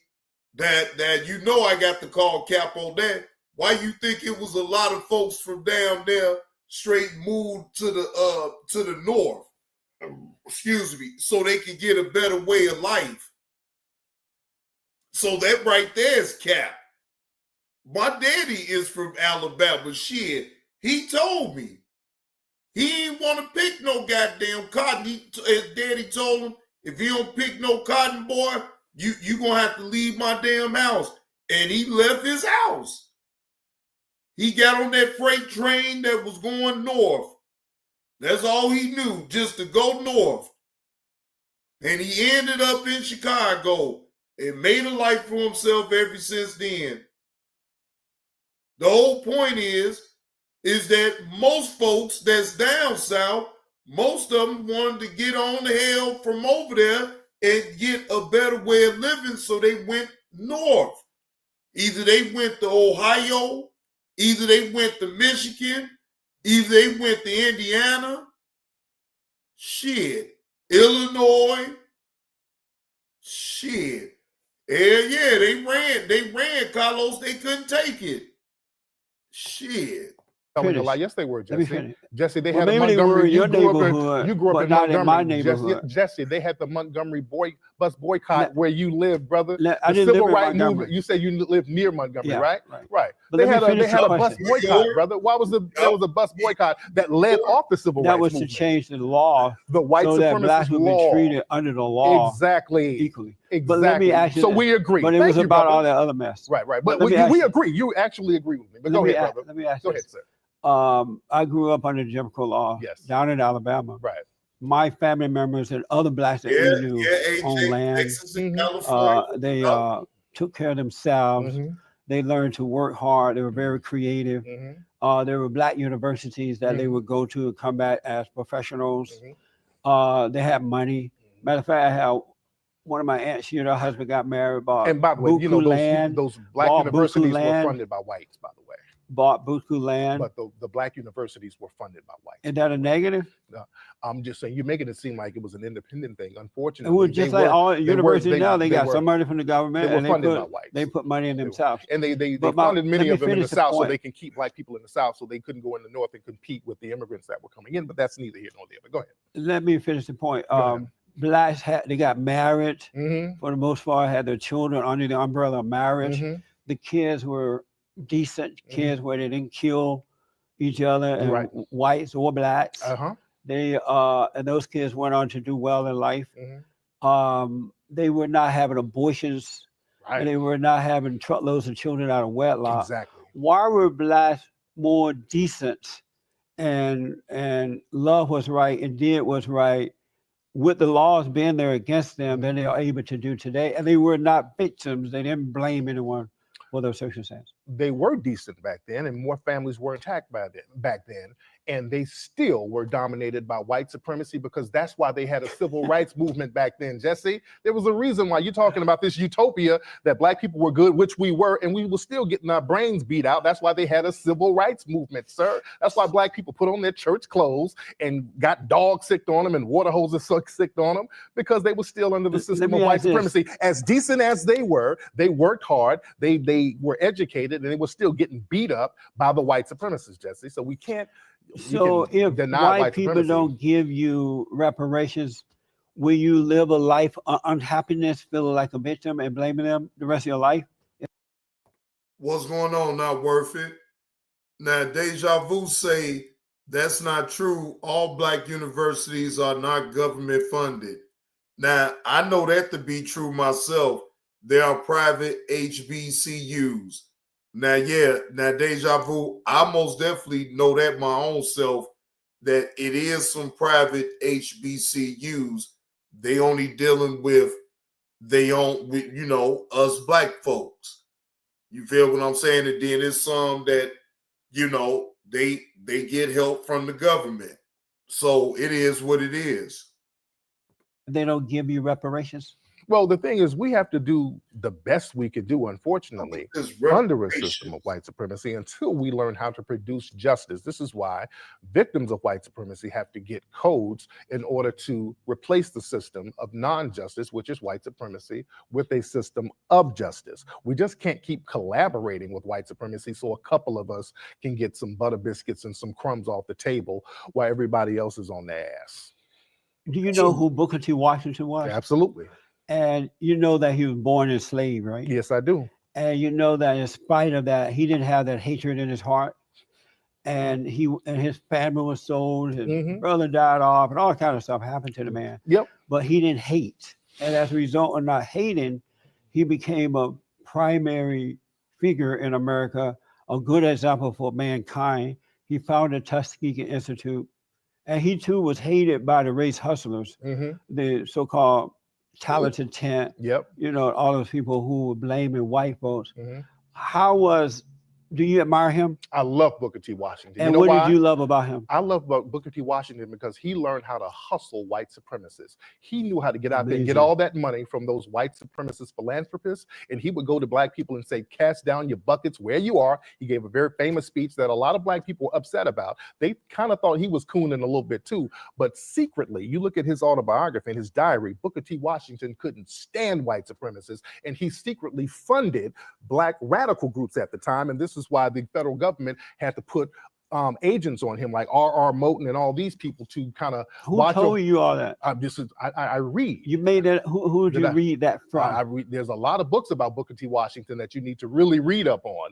There's a lot of, he couldn't stand white supremacists, and he got that money, and he. That's not true about him. Oh, that is Booker true. T. Washington was not into the white supremacy thing. Oh, yes, and he was. Booker He knew what the game was. Booker He T. talked about the black race hustlers back then. It's documented as fact. they are He today. was conning. He was hustling. W.D. Du Bois and all those guys hated Booker T. because he wasn't hated the white man was and hustling, black. and No, I love that. That's See, not true. Booker T. That's Washington, absolutely- yes, he did. It's Just like unfortunate. you're hustling the white supremacists too. It's That's why I like you. That's Oh my God. Just like Jesse Lee is hustling the white supremacists. Oh my God. You hit it right on the head, Tariq. That's why you don't take him seriously. You don't take him personally, because you see what he trying to do. He is hustling the white supremacists. Oh my God. Boom, boom, boom, boom, boom. But then, wait a minute, hold on. Carlos, didn't I tell you that? Didn't I tell you that? I told you, my nigga. I told you that. I've been saying that he was hustling the white supremacists all in the first damn place. He ain't the only one. Shit. You got Tommy hustling just like Jesse Lee is. Just look at Robert, look at RG3 hustling white supremacy. Shit. why I'm here. Usually people who are classified as coons, I don't mess with them, but I like you because I know you know how to hustle these white supremacists by regurgitating their talking points, and they pay you and It's they give you stuff. unfortunate. And I tip my hat to that. Do you believe in good and evil? Of course. You believe there's good and there's evil. Of course. And what do you And believe? you're good the way you hustle What these do white you supremacists. believe about good and evil? That's a very empty question. I don't even know what that means. Okay. What do I believe about Let good me and ask evil? you this. What do I believe about good and evil? You What does said that mean? You said that you are a minister, right? Yes, but and do you represent God? You just asking me random questions with no context in them. Do you represent God? Do I represent God? Yeah. Of course I represent God. You represent God. Yes. And so do you represent good or evil? I represent good. And so why do you act as though you don't know what good and evil is then if you represent good? But you're asking me what's the difference between good and evil, and that's kind of obvious. So what's the difference? Good means you practice justice. Evil means you practice non-justice. That's all it means. Amazing. And justice means you guarantee that nobody's mistreated, and you guarantee those who need the most constructive help get the most constructive help. That's the basic definition of justice and the basic definition of good. Are you do you love all white people? Just not the white supremacists. I love white people, But but not- not white supremacists. I do not like white So supremacists. you don't love all white people? Not the white supremacists. Do you love all black people? No, I don't like too many black people who collaborate with white supremacists. So you don't like the Uncle Toms some of and the the coons, sellouts? like You like the coons? people could, and you asked me this before. You said because Jesus loved the coons, and do you love the coons? You're like one of the only coons I like. Why you like me? I like you because Damn. See, Carlos, even Tyreek, he like Jesse Lee, and he know full well he a coon. Now dig that. He knows that Jesse Lee is a full-blown coon, but he still likes him. You know. Now you say you won't give Jesse Lee no pass, but look, Tyreek gave him a pass. See, when you already know what an individual on, and you know what they doing, it don't affect you that bad. Because he doing all this shit for the internet and for the ratings, to be controversial. That's his job. I get it. I'm not taking this man seriously because I believe in real life he don't believe half the shit that he's saying up out his damn mouth. Maybe some of it, yeah, but not all of it. I know you're hustling. If I was you weren't hustling, would hustling, you like? if would you weren't like me hustling, there? like Sheriff Clark, I don't like him because he's a real coon. He's not like you. I think when Sheriff Clark looks in the mirror, he calls the police on himself because there's a Negro in the house. He's a different kind of coon than you. You getting money. You dress like a player. I love you, brother. I have to tell you, you're so wrong about Sheriff Clark. I know him. I mean, I don't even deserve to dust his shoes off. He's such a good man. But let me ask you, we had a coon train. Oh, I'm going to ask you about the coon train. Am I going to win this year? I brought you an honorary coon train award. Oh, cool. Yes. I brought you an honorary coon train award. And why do I get the honorary? Because you lost to Sheriff Clark last time. Can you hold I sure did. I was disappointed. Yes. Got to get. He done took a picture. No, the fuck he didn't. Tyreek that took a picture of that man Jesse Lee with his Coon Award. Boy, you can't make this shit up right here. The Coon Train Award. He was an honorable mention. Lord Jesus Christ. This shit right here is hilarious. So, am I going to win it for this year? Yes, hold on. I don't know because the audience has to judge it. Hold on. Good. I had to give Jesse his honorary Coon Train Award, right? Show him your Coon Train Award. There it is. Man, congratulations to Jesse. Thank you. Yes. Thank you, Black Americans. You know how to think. Yes. Yes. Wow. I'm going to put my train here. Yes. So am I going to win this year? I don't know, because we have the audience judge who should get it. It's a real. What? I mean, and Jesse wants to win. Now, wait a minute. Jesse coming right back with it. He said, I want to win. He wants to win the Coon Award. Boy, Jesse Lee, boy, you something else, boy. You something else. No contest. So we have the audience. It was you, I couldn't Sheriff believe Clark. My friend beat me out last year. Yeah, it was. What did he do I want to to say it beat was me Diamond out? and Silk. It was somebody. It was the Coon of the Year. So Right. yeah, it was the Coon of the Year because we had different categories Right. of Coon. We had Coon in an ensemble. We had like all the Trump pastors. It was a whole bunch of things. we had You made sports money for doing coons. that? It was a sports coon. We had Charles Barkley, Ray Lewis as a cat. So Charles we had Barkley is a he coon was to you guys? he was in the category. He was in the Really? coon category. Yeah. But he's not any different than you people Like how? What do you mean? are. He's last week. This week we had an election in Alabama. Yeah, he was down for there with- senator, Mhm. and he supported the Democrat. Yeah, the yeah. godless Democrat. Yeah, and But I let me agree. ask, I agree with that, by the way. I agree. Do you know I'm a conservative? Oh yeah. Yeah, I don't play that Democrat thing.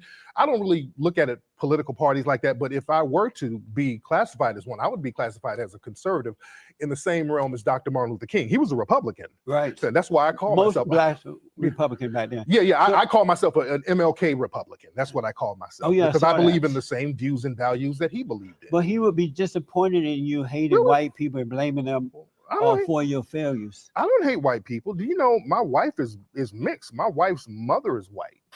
So Ooh. yeah, my wife is a Don't black say woman. that loud. Wait a minute.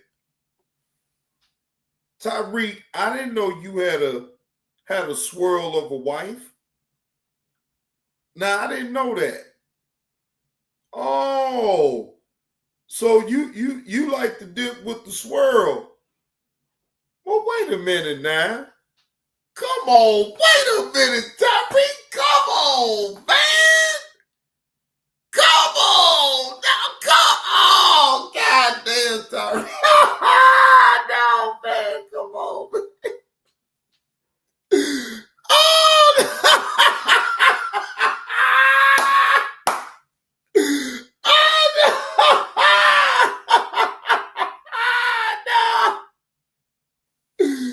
No! No, Tariq, no! Oh my God. This Tariq, come on, man. God damn. Yeah, my wife's a black woman, but her mother is white, and I don't. Do you hate call that. her mom? No. Tyreek, I know you didn't say that, man. She with the swirl. Oh, come on. You say, well, yeah, she black, But you know, her mama white. Tariq, really? Come on, brother. Brother, you with the swirl. I don't care. Okay, so that means that her daddy was black and her mama was white. You with the swirl, my nigga. Come on, man. Don't be trying to just point out the black side of it and shit. And then gonna say, well, her mama is white though, but she black. Come on, man. Come on, man. No, Letitia, it's the way he said it. Look, let me rewind it. It's the way he said it. It's the way he said it. It's the way he said it. Wait a minute, let me rewind it. I'm going off of what he said. It was a whole bunch of things. we had sports coons. It was a sports coon. We had Charles Barkley, Ray Lewis as a cat. So Charles Barkley is a coon to you guys? He was in the category. He was in the coon category. Yeah. But he's not any different than you people are. Like how? What do you mean? He's last week. This week we had an election in Alabama. Yeah, he was down there for senator, and he supported the Democrat. Yeah, the godless Democrat. Yeah, and but let me ask. I agree with that, by the way. I agree. You know, do you know I'm a conservative? Oh yeah. Yeah, I don't play that Democrat thing. I don't really look at it political parties like that. But if I were to be classified as one, I would be classified as a conservative in the. But Letitia, it's not an issue, but I'm confused about why would he even say it that way? He was like, no, she's black, but her mom is white. Like he the one that had a problem with it is my point though, Letitia. That's why I wanted to play it again, because I didn't understand what was his rhyme or reasoning for saying it that way.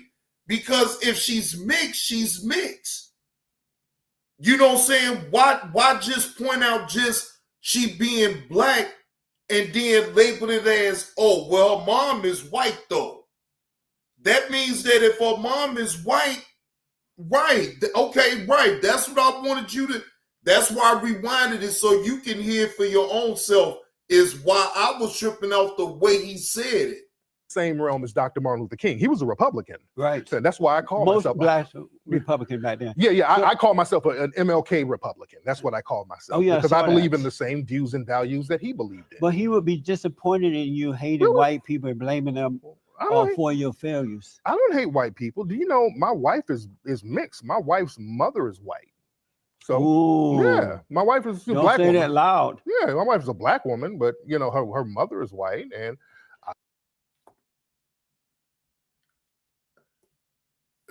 Nat, did you just hear what he just said? Oh no, my wife is black. Yeah, but you know her mom is white.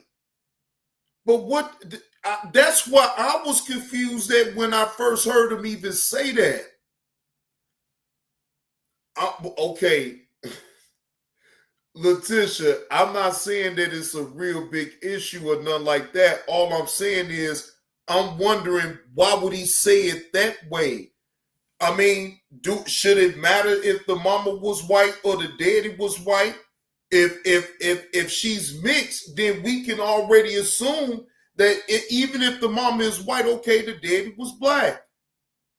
But why would he point out the black side and then kind of downplay the white side was my point. That's how it came off to me. But I'm not saying that it's no issue, but I'm just saying that the way it came off to me, like it seemed like it was an issue to him the way he wanted to point out, oh, well, she's black, but her mama is white though. You feel what I'm saying? Like, again, that's me though. I didn't get why he did that and said it that way, but hey, it is what it is. He said it, and then he did that at first, and then he failed it, and then okay, I'm gonna rewind it.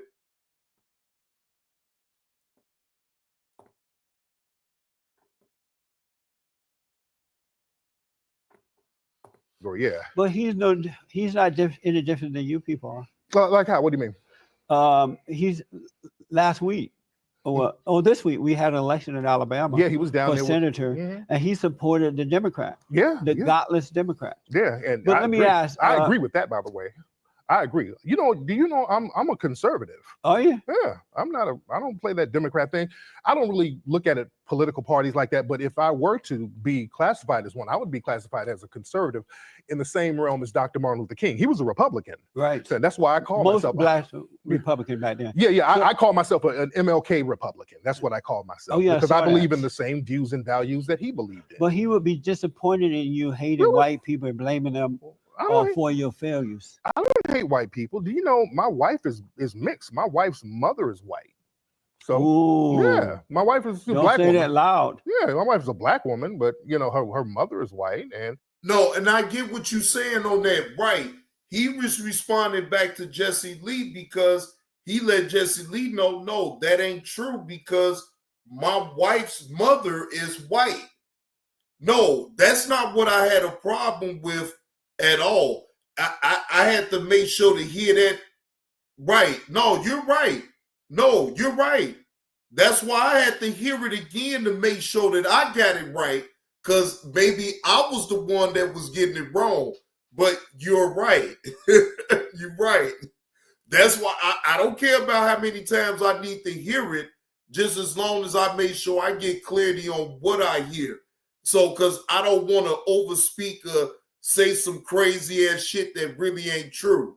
So, yeah, I fucks up, but I know how to still keep listening until I make sure I hear it the right way, because maybe I was the one that was tripping. Swirl life matters. So, right, he basically trying to let Jesse Lee know, no, I can't. I don't have no hatred towards no white people. Shit, my wife is mixed. You know what I'm saying? So no, you right though. You right though, Letitia. It's really no big issue about this. I just had to make sure I hear it all over again to make sure I wasn't the one that was tripping. I don't. Do you call her mom? I don't call her mom. I have a mom. Let me ask you about this because of time we're running out. No here. problem. What do you think of the Great White Hope? What's that? President Trump.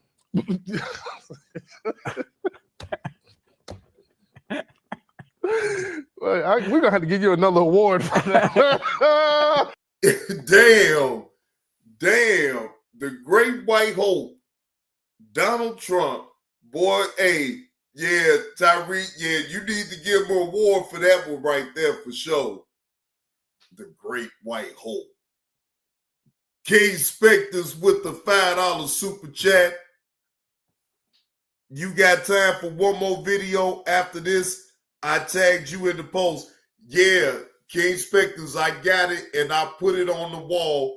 So, yeah, I'm going to go over that. But before I do, let me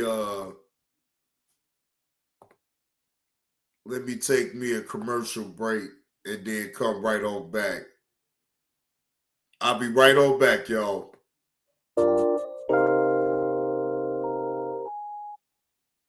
But I know one thing, bitch. Before you go over there, bring your motherfucking ass over here, motherfuckers. Sister T is not interested. Bring your motherfucking ass over here, bitches. Needs my help, and he and I have already discussed this. Behind the scenes, motherfucker. You behind the scenes, motherfucker.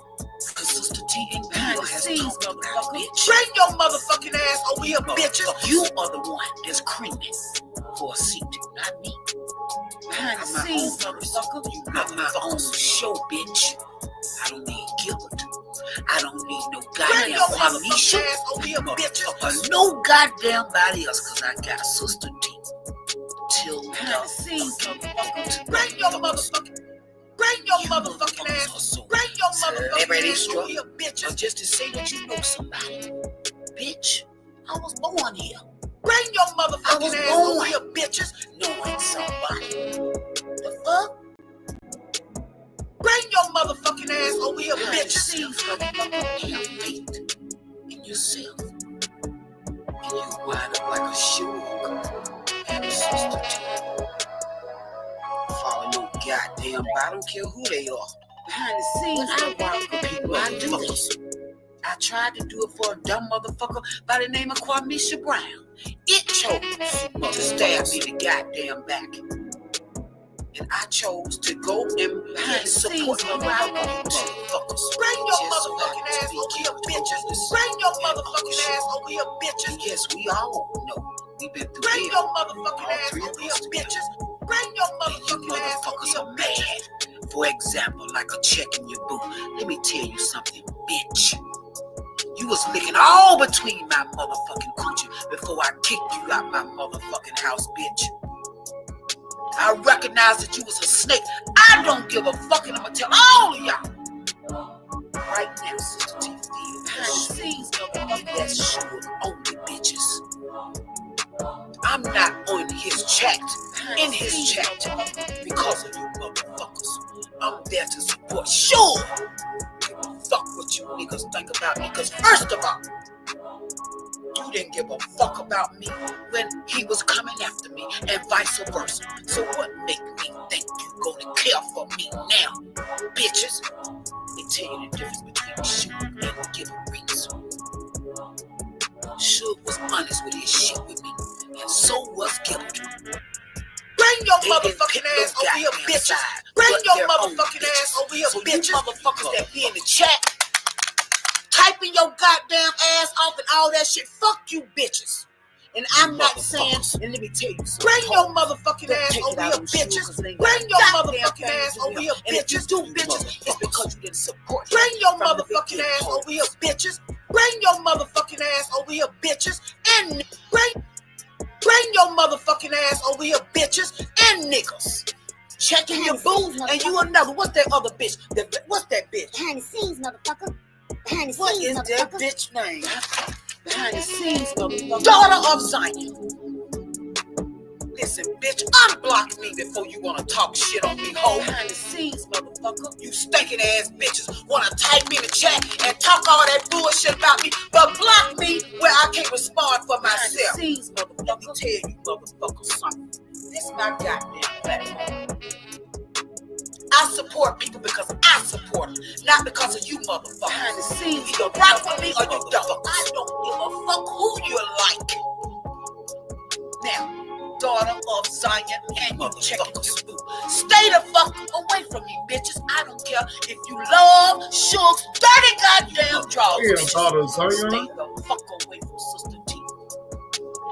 Behind the scenes like that 5-0 hoe. When I see a snake with you bitches until you show me differently, you a goddamn snake. You started with me first, bitches. I ain't know you motherfuckers.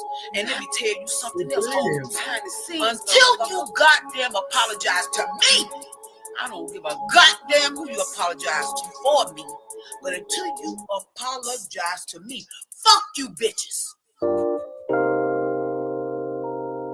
Woo. Boy, Sister T don't be playing no games, Deja Vu. Sister T do not play. Now, this is by request. This is what TP tagged me with. He wants me to review this, all right, and give my reaction. So I just posted it on my community wall. Excuse me. Woman says Hispanics have strong work ethic, but not blacks or whites. Now, this should be an interesting one right here. Fair use. This is for entertainment purposes only. I am only to give my reaction to the conversation that is had by Jesse Lee Peterson and his panelists. Let's take a listen. Amazing. It's the truth that's going to bring on the change. Amazing. And if the children of the lie don't like the truth, that's on them. We don't like the lie, and they don't care. Amazing. So let's just put the truth out there. The truth will overcome the lie. The light will overcome the darkness. But we got to put it out there. We have not done that. Well, most people have not done that over the last 50 years or so. And now the children of the lie are having a hissy fit. Esther, a first-time caller out of Arizona. Esther, welcome to the show. Thanks for calling. Thank you. I love you, Pastor Peterson, and I agree with most everything you've got to say. Thank you. But the reason I'm calling is because you said that if I'm of Hispanic origin and I'm bilingual, I was born and raised and educated in the United States. But you made a comment and you said that if Black people were hired to do the digging of ditches and construction work and scrubbing floors and all this and that, they would do it. But I beg to differ because Hispanics are known for their hard working ethic, and Hispanics will do anything to make a living. What? That's not true, lady. What is she talking about? What in the fuck is she talking about?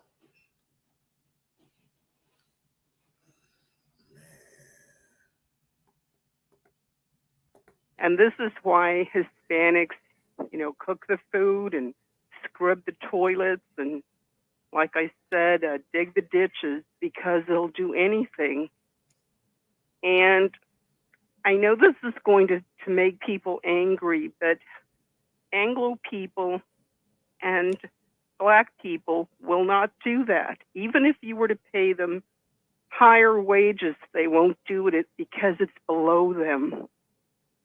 And a point I'll make is that, people, when a Black person moves into an upscale neighborhood, people assume that person must be an athlete, and this is why he's come to live in an upscale neighborhood.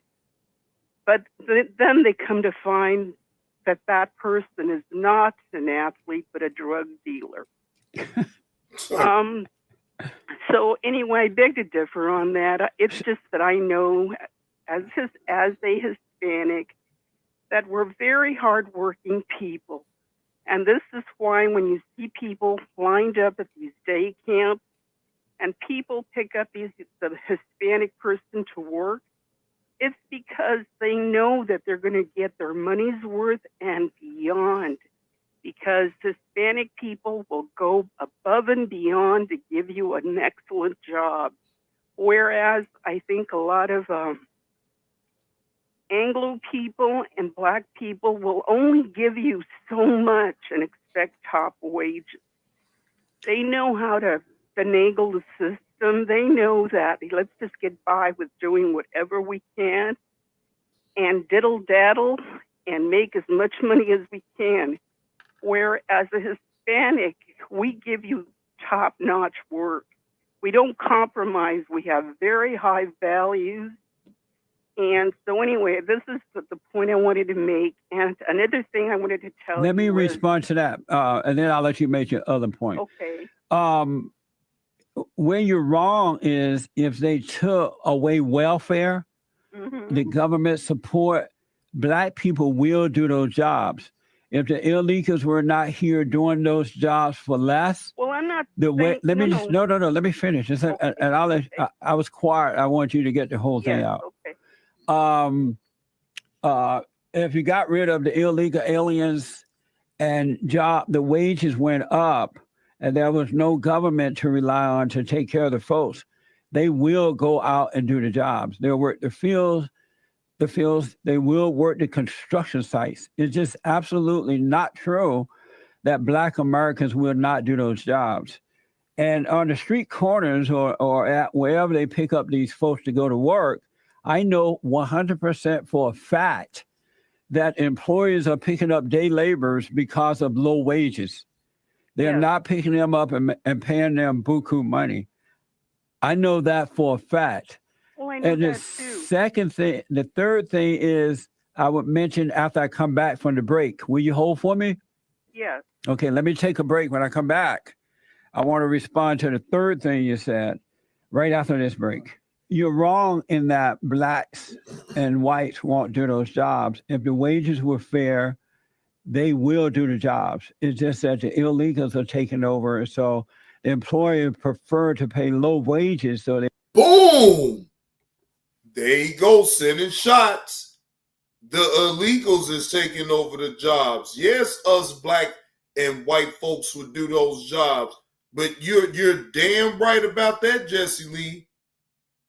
Shit, but we at work now, so I don't even know what the fuck this lady talking about. Shit, fuck that.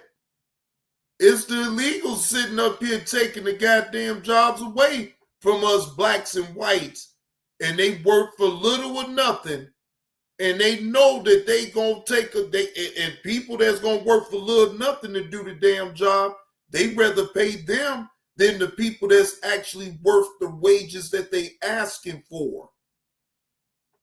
Come on now. they're hiring it illegals. And But as far also, as blacks who are moving into nice neighborhood, most of them are not drug dealers. I know that, Jesse. I know, that's but you the said point that. I'm trying to make. No, hold on.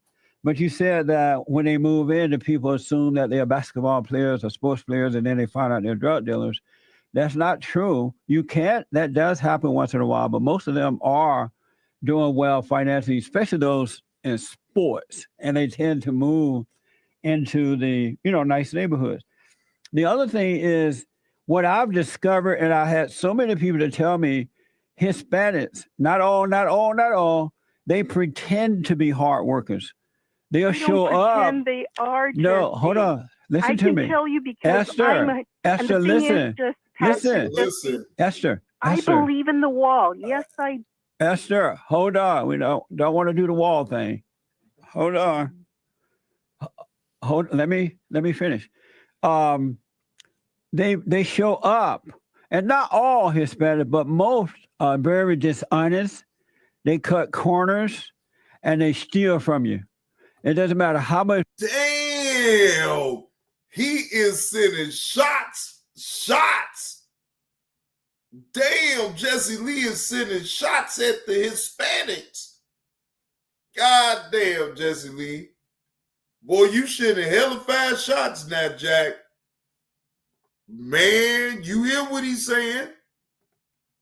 Money you pay them, they go back and they steal. I've seen it over and over and over with Hispanics on whom I hired. I've had so many people to tell me on construction sites that they tend to go back at night and steal the equipment, and then they go, "Oh, senor, no." No!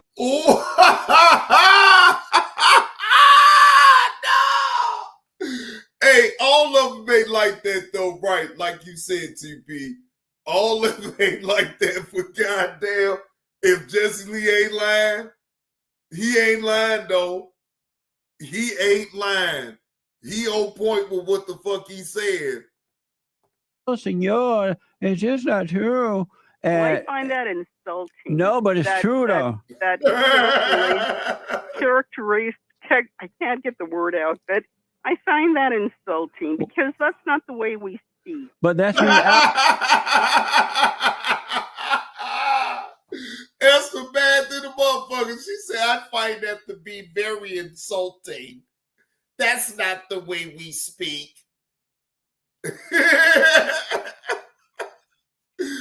See, that look, hold on. He trolling that right there, Carlos. Shit. He trolling, trying to talk and mimic the goddamn Hispanics and shit. Shit. He doing something right there. It's not the reality. No, not they all pretend. Hispanics speak like that, Pastor. Oh, Peterson. well, I'm not speaking Spanish, correct? You're right about going senor, like you're imitating, like, I'm sorry. And No, the they thing do about go it, like, yes, Pastor, let me show you how they do it. Hold on. Like when you're making a deal with them, and I also noticed that they try to overprice everything, pretending that they're doing giving you a good price. Can you hold stereotyping? Esther? That's not true. But you said the thing blacks is, are I drug am dealers. Hispanic, Jesse. Hold on, And the Esther. thing is, I'm Esther, very- hold on. Can you hold on for me? I need to take a break. No, I can't any further. Oh, but you're wrong in what you're saying. I just want you to know that. No, I'm not. I'm not. You're not completely right, and I'm not completely right. Well, I'm completely You're not right. completely wrong, and I'm not completely No, wrong. I'm right in what I'm telling you. No, you're not. Yeah, yes, I no, am. you're not. Because Yes, I am. live in Arizona, No, and I but see Hispanics are pretending. I'm trying to tell you, look, Letitia, that's why I like Jesse Lee Peterson, because I don't believe in sound mind that everything that he's portraying for the white man and all this and that. I don't believe that. I believe it's all a fucking act. That's what I believe. You can call him a coon, you can call him whatever. Okay, fine. That all can be true too. But I just don't believe that everything that he be saying about how he praised the white people and all this and that, I think that's all for show so he can get that money. And if that is the case, then hey, so what? Hey, get your money. He is an actor, bro. It's all about the entertainment, right? So if it's all about the entertainment, if it's all about being controversial and everything, then Jesse Lee gives you that. As long as he keeps it funny and he bees himself, no matter what you say about this man, he's still funny. He's still funny. Hold on. Back in a moment. The lines are smoking. I'm talking to Esther from a first-time call out of Arizona. Called in earlier in the second hour today. She was telling me that, in short, that Hispanics are good workers, and if there were no Hispanics working the fields and the construction sites, that the blacks and whites won't do it. It's beneath them. But I disagree with her, and that if the wages went up, and they would if we got rid. And Carlos, I will give you that. 50% troll, 50% fool. He able to make it work though. That's all I'm saying. He able to make this shit work. I'll ride with you on that one though, Carlos. 50% troll, 50% fool. But some type of way he made this shit work. I'm telling you. The illegal aliens, then the blacks and the whites will do those jobs. And so, Esther, you still there? Yes. And so what I was saying, Esther, you said that the Hispanics are hard workers. There are some, like with any group, there are some. But my experience and what I've been hearing from others, Hispanics are pretending to be hard workers. They're not. They cut corners. They try to rip you off. And then they'll steal from you even while you're paying them the salary that agreed upon. So they're not as wonderful as Americans once thought that they were. Well, the thing is, I'm not an illegal alien. I was born and raised and educated in this country. Right. And every job I've ever held, I've always applied myself to that job, and I went above and beyond. Well, I'm to do not my talking job. about you. I'm just I know, talking but about. the thing is, and that's why he's saying not I'm- all, but most. I'm all in favor of having that wall built. Yeah.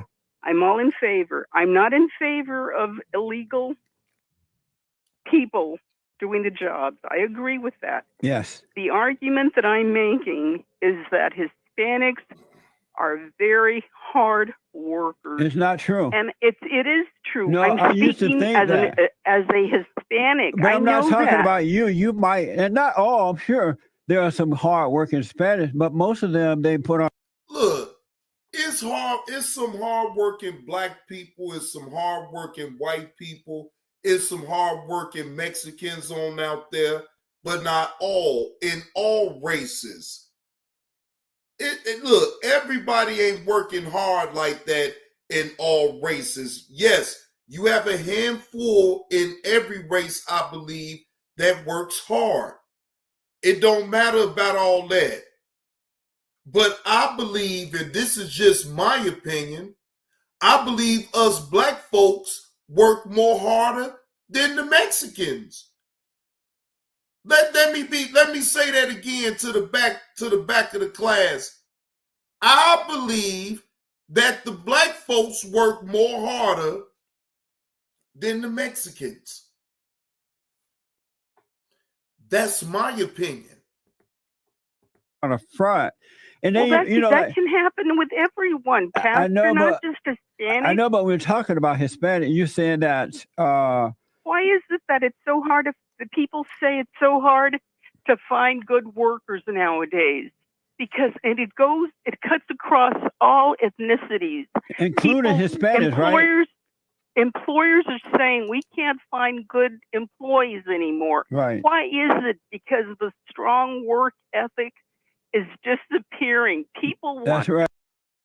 Well, I will tell y'all this. I would never want to work beside this woman right here. I mean, let me be honest. I wouldn't want to work beside this woman nowhere because I'm already knowing she already looking at me like, shit, hell, I ain't gonna work hard no motherfucking way. I'm just a lazy ass nigga that's here to pick up a damn check. That's how she's gonna look at me right off the rip. No matter how much I try to go way and beyond, that lady seems like her mind is set about white and black people not working hard, and Hispanics work way more harder than the blacks and the whites, which in hindsight, that's some bullshit right there on what you're saying. Because all of what the fuck Jesse Lee just said is true. Some of you motherfuckers sit up here and do steal and do try to scam on jobs and shit like that. Portray yourself to be such hard workers. Whole time, y'all motherfuckers scheme just like black people scheme, just like white people scheme, just like Asian people scheme. You motherfuckers make me sick. It's always got to be a black and white thing when all you motherfuckers sit up here and do some illegal shit. Top wages, but they don't want to apply themselves. And what I'm saying, I know, but you gave the impression when you see, first called in, you gave the impression that Hispanics are good, hard-working people. We are. Not all. They're not. Well, I'm telling you. The ones I've known. Well, the ones I've known. I've never known a lazy Hispanic. I never have. Well, I haven't, and they're my people. But and listen, I'm not talking about the illegal aliens. I'm talking about people who were born and educated I am too. in this country. Here's what they do, Esther. James, get the phone. Here's what they do. They put on a front. Oh, but senor. I didn't put up a front. I know, and not all you. The people, no, not you, Esther. Pastor, hold on, Esther. Esther, hold on. I'm gonna let you speak. I gave you ample amount of time. Understand. Hold on. What they do is when they come out to make a deal with you, they sound so nice, the men and the women. Oh, senor, what do you need? See, senor, good work. And they agree. Jesse Lee still taking shots. Oh, senor. Oh, oui. He's steady taking shots. He's steady taking shots because he already know that lady don't like it when he try to mimic Mexican voice. She didn't like that shit. Man, he trolling now.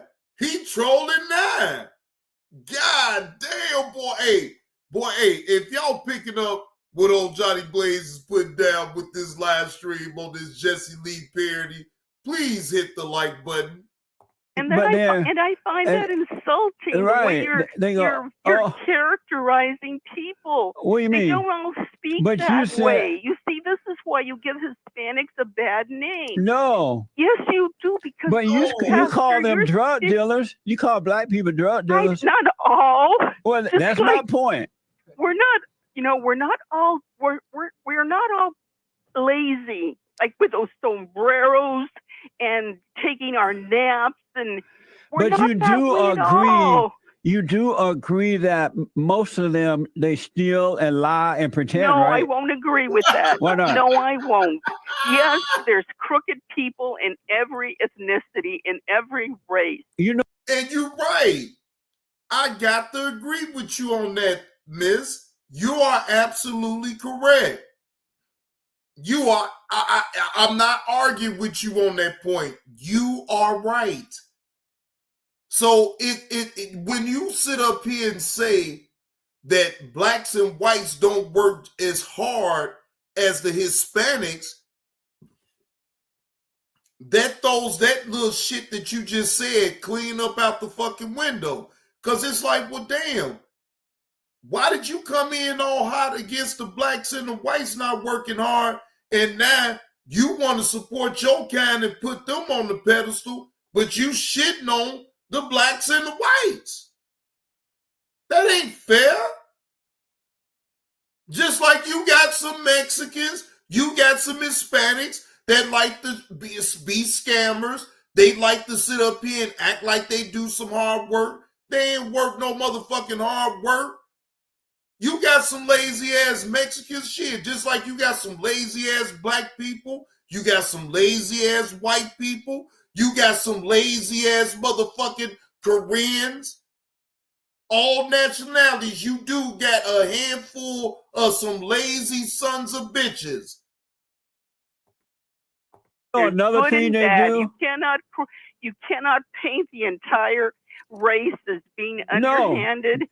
And besides being a Hispanic, Why are you identifying with your race? You're an American. I identify because that's my ethnicity. No, that's you are where American. my roots are. No. And the thing is, I see Hispanics as being beautiful people. They bring a lot to this world. No. They bring a lot to this country. Not true. And I'm not promoting illegal aliens. Don't get me wrong. I'm not promoting that. I understand. What I'm promoting is a strong work ethic. And that's what we as Hispanics have. No, and not if there's true. anything that I want you to know, what do you mean it's not true? Let me I'm tell you one why. speaking to you, and I'm one. I know that. Well, we're not talking about you, but there But are. I'm talking about all my fellow friends and my co-workers Let me tell you, and everybody I've Esther. ever known on this earth. Esther, They've calm been down. just like me. They're Esther. not liars. Esther. They're not stealers. They're not taking a nap with a sombrero on their heads and speaking, oh, senor. We're not that way at all. Let me tell you what I, from experience and from what I've heard from over the years from so many people, the housekeepers, the Hispanic, not all. I agree. So and you're saying it yourself. Not all. There's good and bad in everybody. Esther, why don't you hold on for me? Let me finish. Okay, go ahead. Why I want you to be quiet? Why you keep interrupting? I'm sorry, I'm not interrupting. The thing is, you're cutting close to my nerves. I mean, the thing is, we're talking about me. You're talking about my people. But those are not your people. They are my people. No, your That's people. That's where my roots are. That's where I came from. But listen to me. Be quiet. Let me finish, and then I'll let you make your point.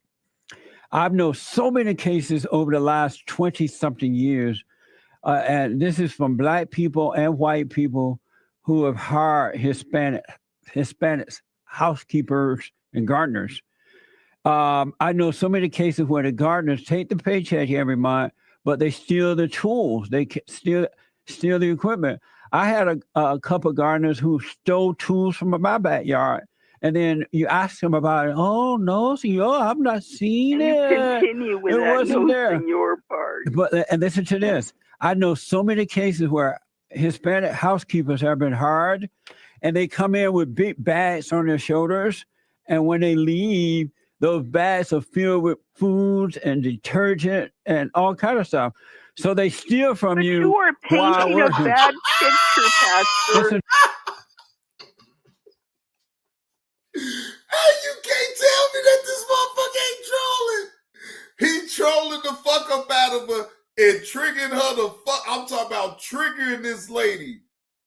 Man, Jesse Lee is trolling this lady and he is triggering the fuck up out of her. Man, come on, man. Stop, man.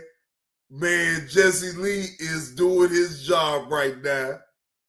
True For pictures. someone who talks about love and not color and looking at people for the character and not the color, that's stereotyping. You are painting a broad picture there. But- you are not painting a good picture. Okay, so There let is me good ask. and bad in every culture. That's There's right. good and bad in every color. So Not let- like, and you yourself keep saying it. Not all, not all, not all. Right, but and let me I'm not ask. and I'm not calling to spread hate. Right. I'm a Christian. You know, I believe in God. I believe in Jesus. And you know, I agree with most of everything you've got to say. But on this issue about all Hispanics being out I didn't there say being all. crooks, I didn't that say is all. not true. I did not say all. You're not being honest. You're I did- saying Uh, you're saying not all, not all, not all. Right. I agree with you. So let me ask, when you said that when people think that the blacks who are moving into these nice neighborhoods are basketball players and stuff with a lot of money, and then they find out that they're drug dealers, were you stereotyping? No, I wasn't stereotyping. I'm So just giving you an example of what happened here in Arizona. And that's it what was on I've the done. news. That's what I've done. I've given you examples of what happened here in Los Angeles. Well, the thing is, I still stand with what I've told you. Right. I believe in Hispanic people. And if they're, I'm not promoting illegal aliens. I'm not. I want them to come into this country the same way my parents came in, legally. But do you agree that some How the fuck show some proof that your parents came into this country legally? We gotta take your word for it, lady. See, these people be doing the most when they call in and acting like they so high mighty. And yes, my parents, yes, they didn't come into this country illegally. They came in legally. Show some proof then. Spanish steal from you and they don't work as I'll hard. agree with some, but not any that I have known. Well- I have always dealt with upstanding people. The people I have known in my life have always been good, honest, hardworking How do you know people. they're not stealing? I know that. How do you know? I know that. How? They're Christian people. Oh, I know that not all God, Christian those people. are the worst kind. Oh, that's not. Woo! Jesse Lee, you nailed it right on the head.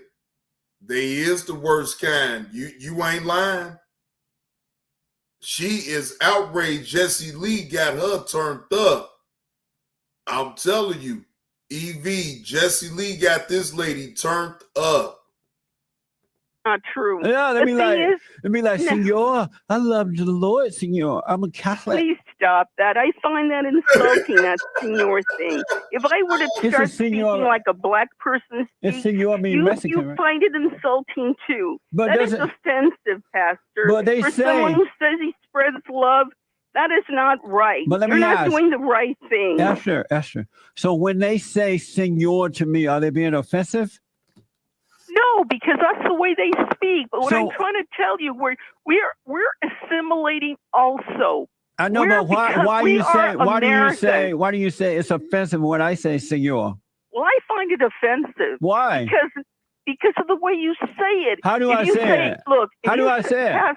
Pastor, I don't if know. you were-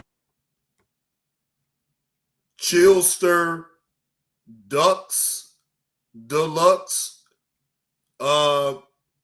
I don't know who you is up in here.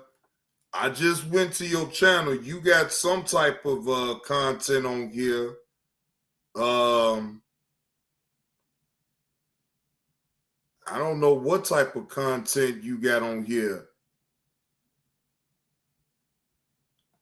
What type of content? Wait a minute. You've been at this channel since 2014, January the 14th. You got 11,002 views. Okay. So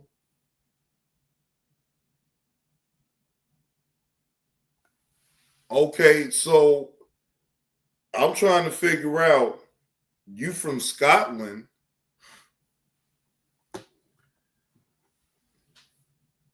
So Chillster, you know, if that's how you pronounce your name, Chillster, you from Scotland? Oh, okay. All right. Spanish. I'm saying it the best way I can say it. Say it Senor. respectfully. How? Tell me. Let me hear you say it. Okay, Pastor. I say senor.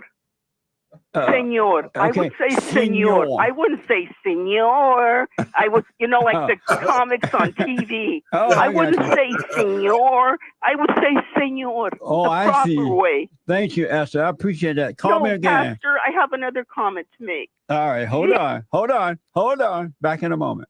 I want to go quickly back to Esther.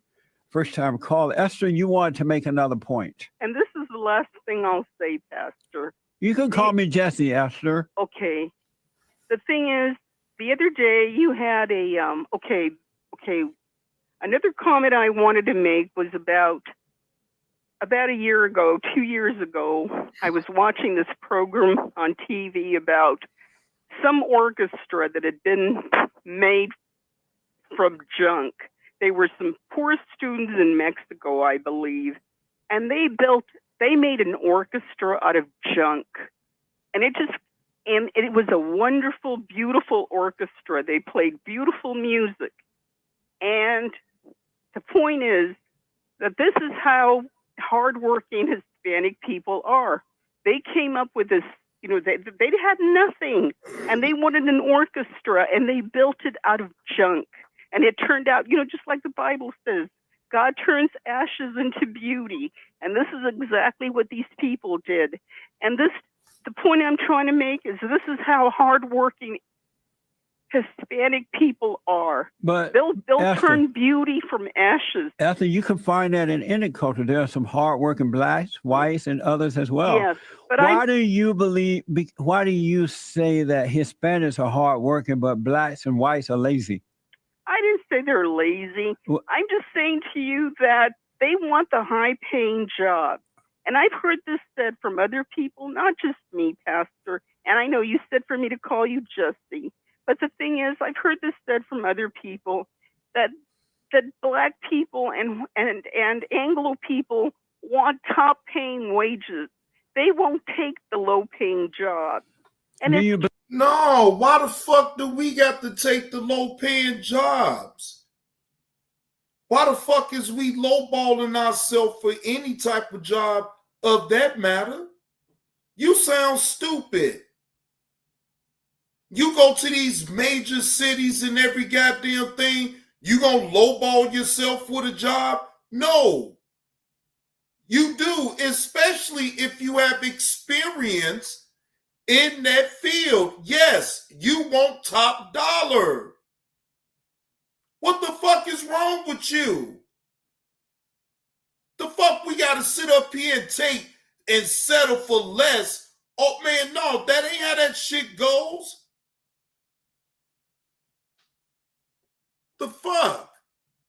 That just don't even make no sense. Well, black people don't take the low-paying jobs. What the fuck is you talking about?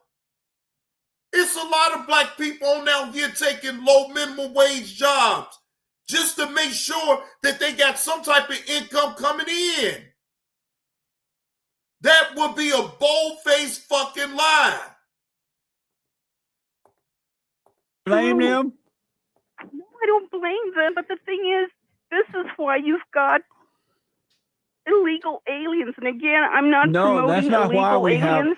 have. The reason we have they do them because they'll do it because they need to support themselves. No, they do it because the workers want cheap labor. They don't want to pay the American citizens. That's why we have to get rid of the illegals. And then in the order wages, to pay higher wages, right? I understand. Because when you work, you want to work to earn a living, and you don't want some other group who are willing to work for less to keep you down like that. Okay. But the you last said point I wanted you to make, said that you seem to think less. Oh, let me ask. You said you're a Christian, right? Yes. Why do you, if you are a child of God, why do you identify with the Mexican culture?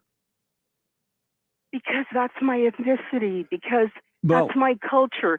Everybody But takes you are pride an in their American. culture. You are an I am, American, Pastor, and you but- are a Christian. But my ethnicity, I'm an American of Mexican descent. Why don't you let that go, though?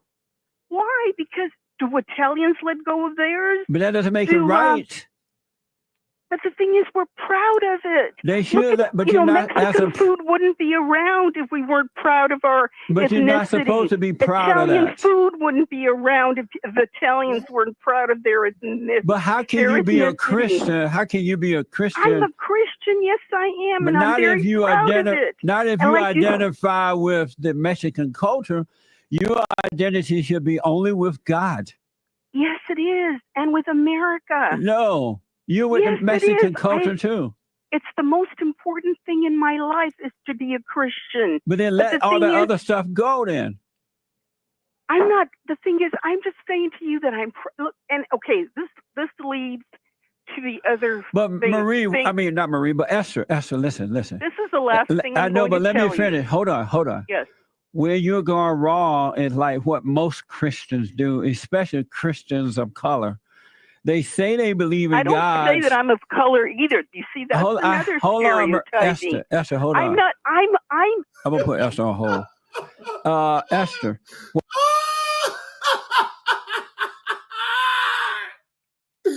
Esther out of control. Esther, I need you to pipe down, Esther. Esther, calm down, Esther. You too overly emotional right now, Esther. I need you to calm down. He didn't even go through all the bullshit. He just muted her ass real nicely. Look, Esther, I need you to shut up. Okay? So I can get my point across. Shit. What most Christians are doing, they say they believe in God, but yet they identify with their culture. Christ came that we should overcome culture, overcome the world, and only identify with the nature of God. And so if you identify with your culture, you're not of God. What do you say? There were all kinds of cultures in the Bible. Hey, but you're not supposed to identify with it. I disagree with you, Pastor. Why? Yes, it's of foremost importance is that I'm a Christian, yes. But the thing is, I'm not ashamed that I am of Hispanic descent. But did you know that in Christ, there is neither Jew nor Gentile? I agree. So then if you believe in him and you of him, why are you Mexican? I'm not saying I'm Mexican, Pastor. I never said I was Mexican. But you identify, you say you said identify. I was American. Chillster, I'm not against this. I'm not against Pastor Jesse Lee Peterson. Now, look, just like with anybody, I don't have to agree with everything that a person does. But then it may be certain things that I can agree with on what they say and what they do. But that's with anybody. I don't hold no ill will towards this man or none of that. I find him to be entertaining. You know what I'm saying? I find him to be entertaining, and you still can learn something from him. Oh yeah. Jesse Lee is the Reverend Jesse Lee Peterson. He a Reverend. Yeah, I thought you knew that, Deja Vu. Yeah. Jesse Lee Peterson is a Reverend. Yep. Yeah, so no, man, look,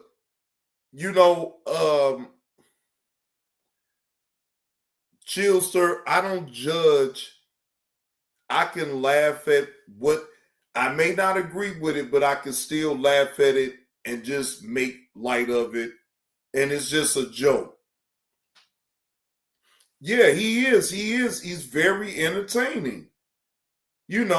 If you sit up here and try to take him seriously, just like any other content creators, look, our job as a content creator is to entertain the crowd. Right? Entertain. That is what he's doing. He is entertaining the crowd. He is coming with controversial topics. He's being controversial. He is playing a role. Do I believe that he is like that in real life? No. Now, do I believe some of the things that he say? Yes, but not every damn thing. Shit. You just got to pay attention to how he talks and just go from there and use your own common sense about a person. You know what I'm saying? A lot of people will call him a coon and, and yes, do he does some coonish things? Yes. He does a lot of cooning. But do that make him all the way just a straight up coon? Well, that's up for interpretation. I don't think so. I think it's all an act just to put on for the internet so he can get views and likes and monetary gain off the content that he's providing. That's what I truly think. American of Mexican descent. But you identify with your culture. You say you identify with your culture. Before we have to go to break again, the last point I want to make is the other day you had a lady that said that she was of German descent.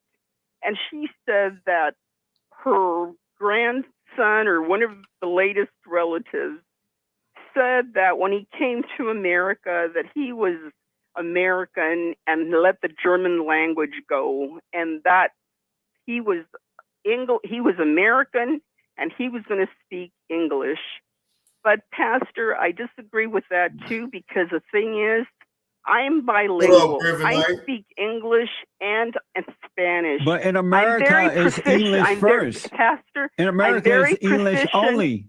I'm very proficient in the English language, much less in but the that doesn't Spanish. mean anything. But if you're I'm a Christian. bilingual. And the thing about it, Pastor, Esther, you're wrong. Power. You're wrong, knowledge Esther. is power. No, and it's the not. more we know, the better off we are. Knowledge Look at is Melania not power. Trump. Esther, Listen, Esther, Melania knowledge Trump is not power, speaks what, Esther. 5 languages? She speaks Esther, 5 languages. Doesn't mean Pastor. a thing. Knowledge is not power.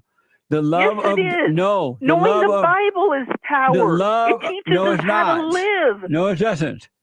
Yes, it does. No, it doesn't. Right, it's our instruction manual. Esther. You look, Pastor, that's how I came to. Oh, Damn. Esther, cut it out. Esther. Lord, I can't believe you just plopped us on this earth and Esther. told us to have at it. Esther, I gotta go. You know, if you want to learn to drive, there's Bye. a driver's manual. Bye, Esther. If you want to learn to Thank you cook, for there's a calling me. cookbook.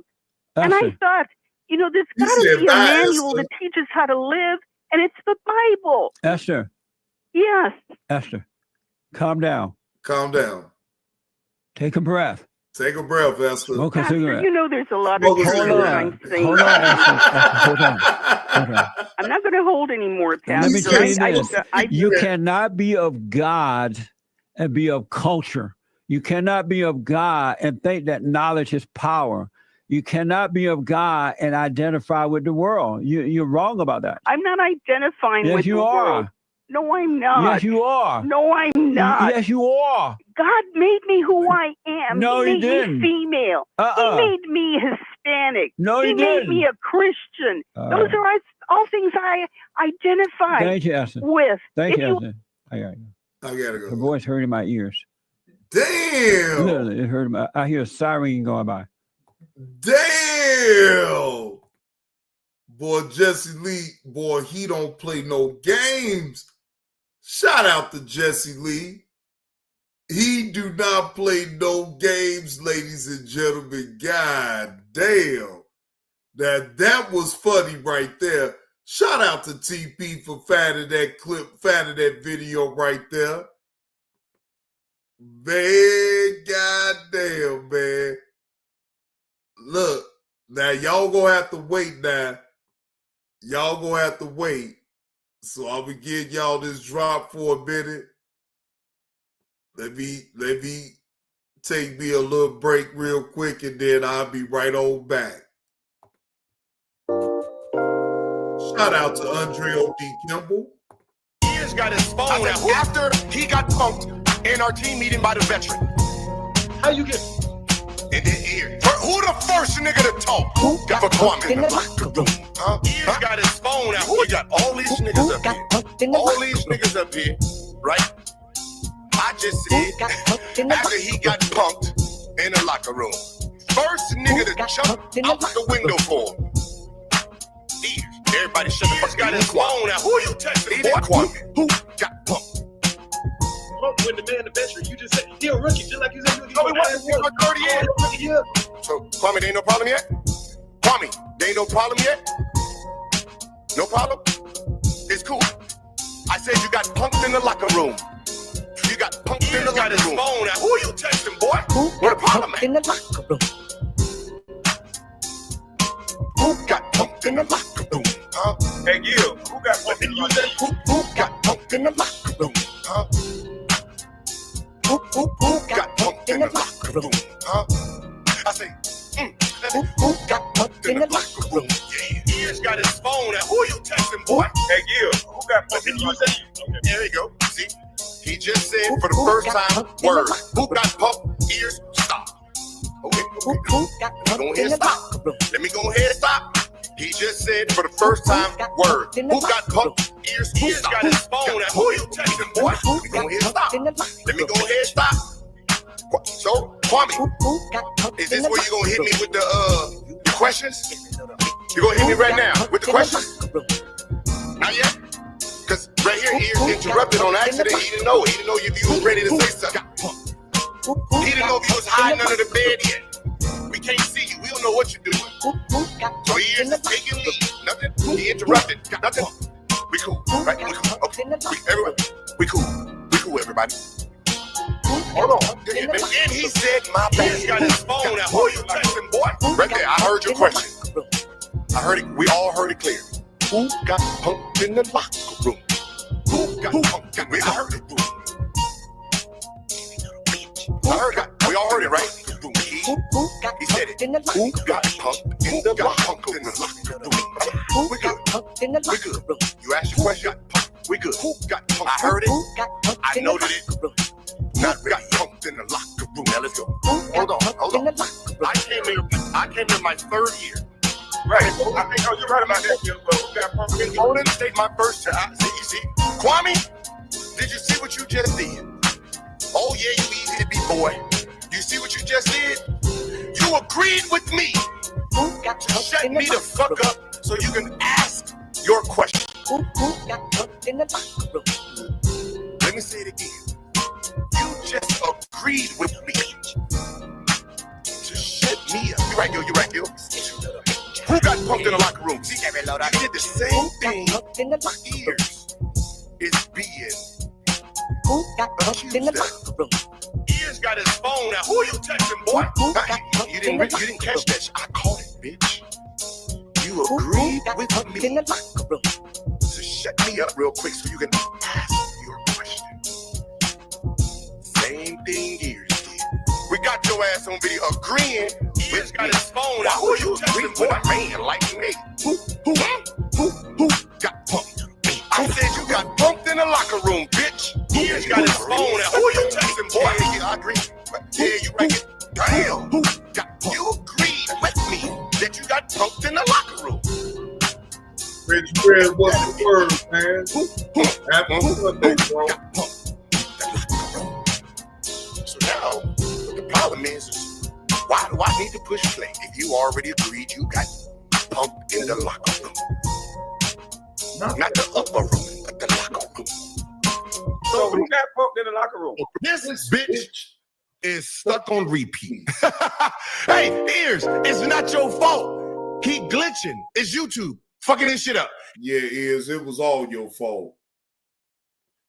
Man, look, I didn't drop the link now. The link is pinned to the top of the chat. If now this goes to the people that has never hit my link. You have to show yourself in the backstage. Chillster with the $2 super chat. I appreciate that. I appreciate that. Appreciate that donation, man. Appreciate that donation. Appreciate that donation, man. What's up with it, Reverend Knight?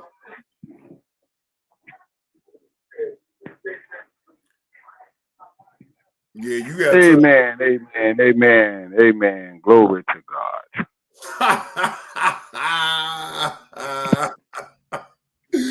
Hey man, now you still go. That was a pretty interesting video you had there. A lady pretty much who loved her people. She was crying and all that, but boy, I tell you. That shit was hilarious. Oh, hey, pretty. Hey, Letitia, how you doing? I'm good. How you doing? I'm all right. I'm all right. Who is that? I had to. Reverend That was hilarious. Glory to God. How you doing, sister? Hey, Reverend Ike. I want to make sure I speak. Yeah, no, that was a pretty interesting video. She was pretty passionate about her Hispanic people. Very, but for her to downplay it, like, you know, us black folks don't work hard and the white people don't work hard. That she right there stereotyped everything and just laid it out for the Hispanics to work. They work harder than every damn body. Like, look, I'll say like this again, in every nationality, I don't give a damn who you is. You got some lazy sons of bitches. That's just the reality of it. I'm tired of people trying to use it as an angle to pull some type of race card or whatever the case may be. Look, you see it at the jobs. You see lazy ass white people at the job don't do shit. You see, and I've seen some lazy ass Mexican motherfuckers that don't do shit, but they gonna make sure to be there now, but they don't do shit. So it is what it is. That's true. That's why I don't pay no attention. In every race. Yeah. I just get tired of that persona, that cliche. Like, because I know better, though, Letitia. It'd be a difference if I didn't know better.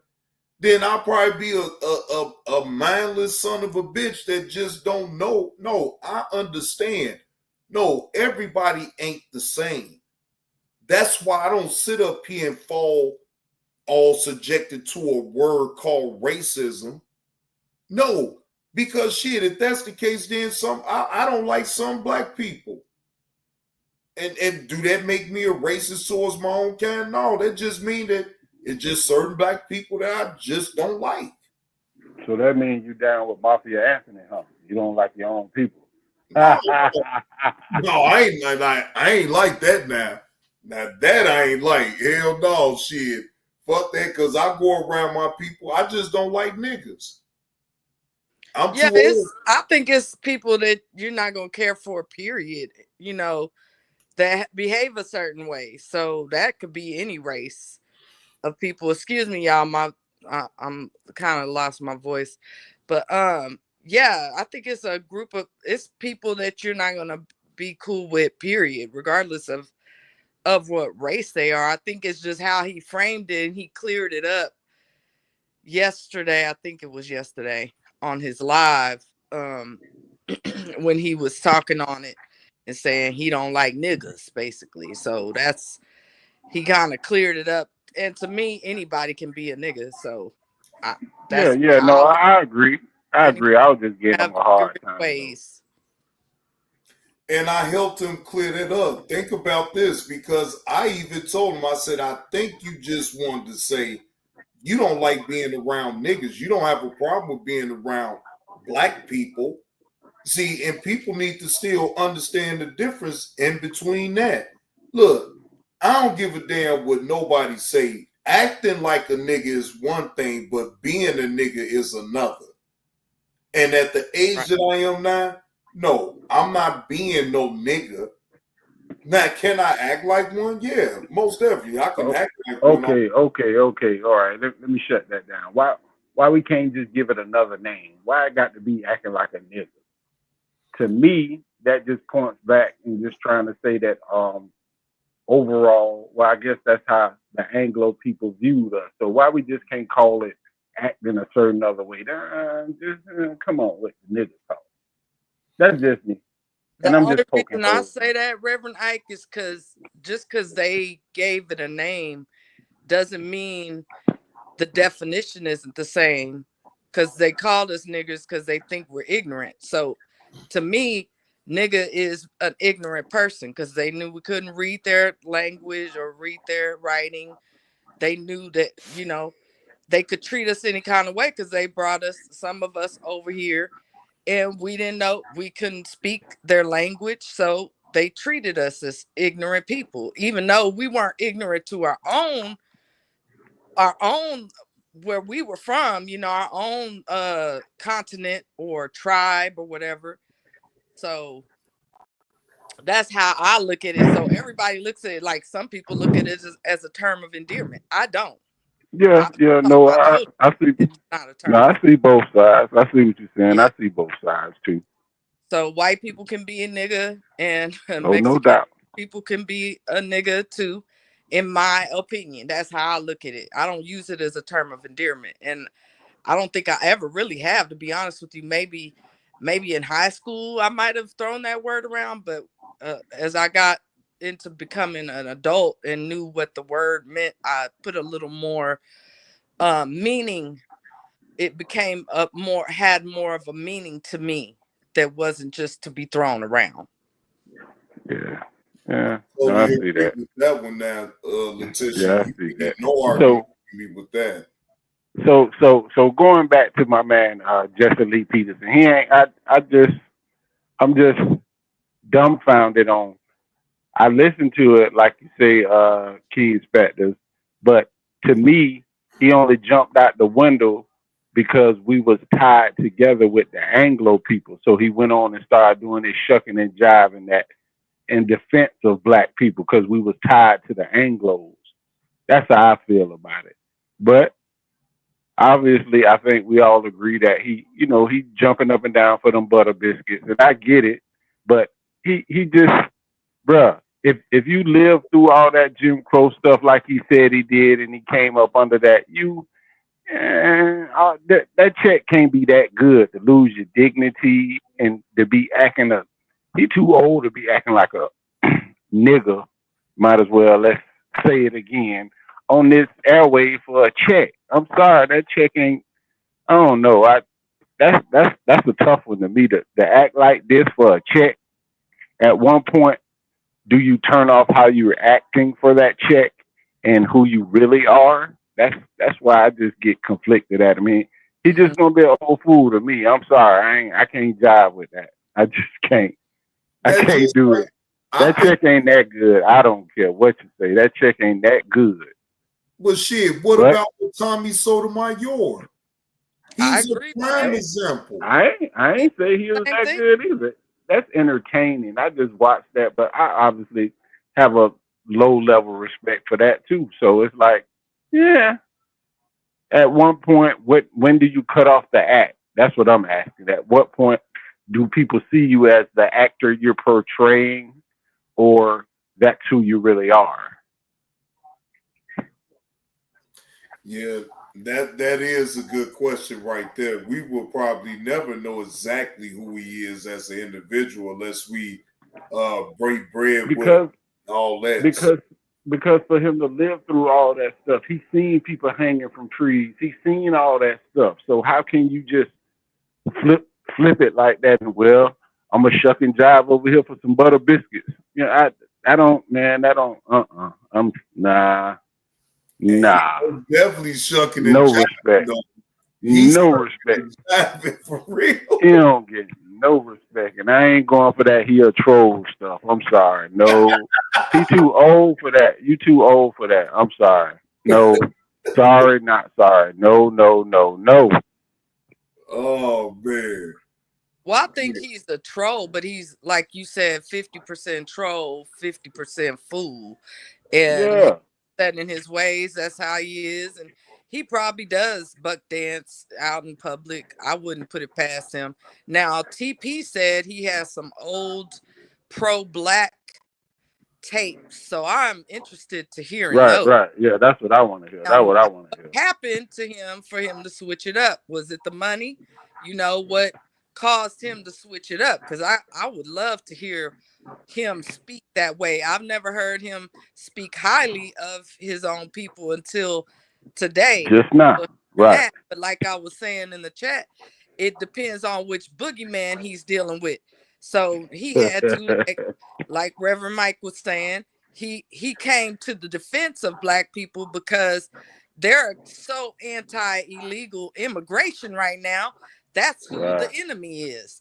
But had a black person called in and spoke in a way pro-black or whatnot, even if it was someone else, you know, would he have kept that same stance? And I don't think he would have.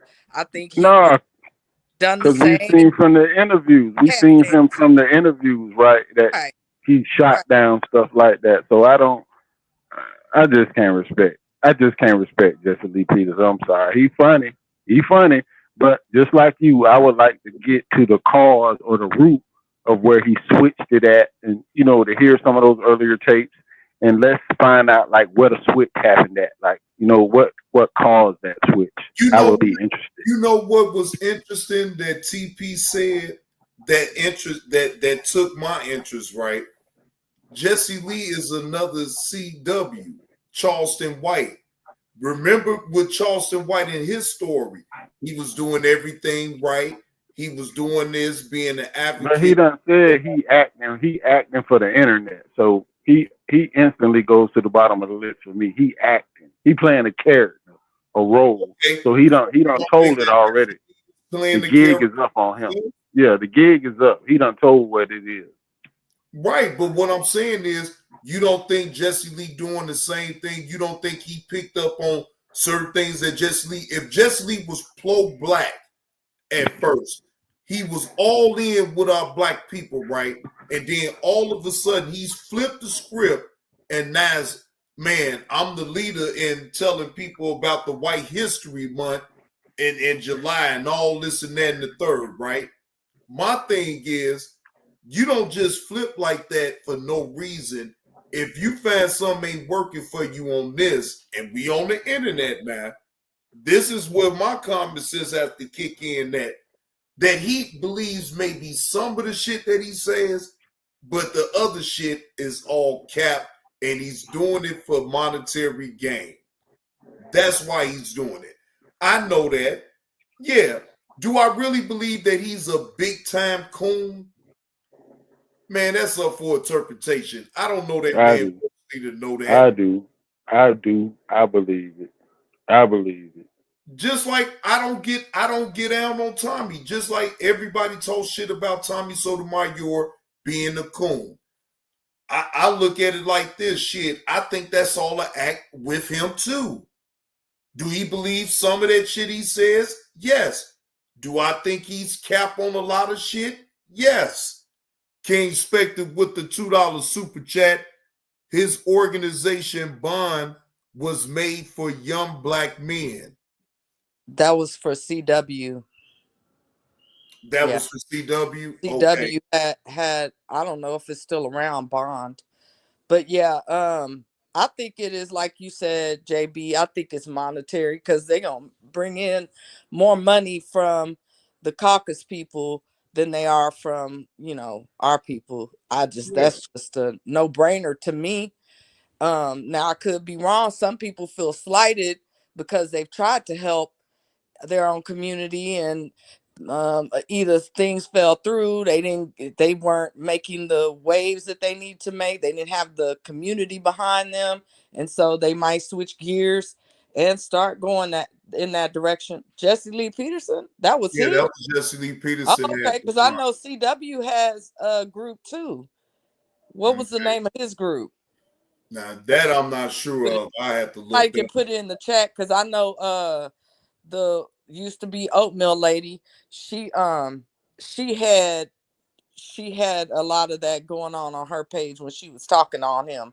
I'm not gonna say her name, but he's born again Christian. So yeah, I don't remember the name of his, but he had a nonprofit group too.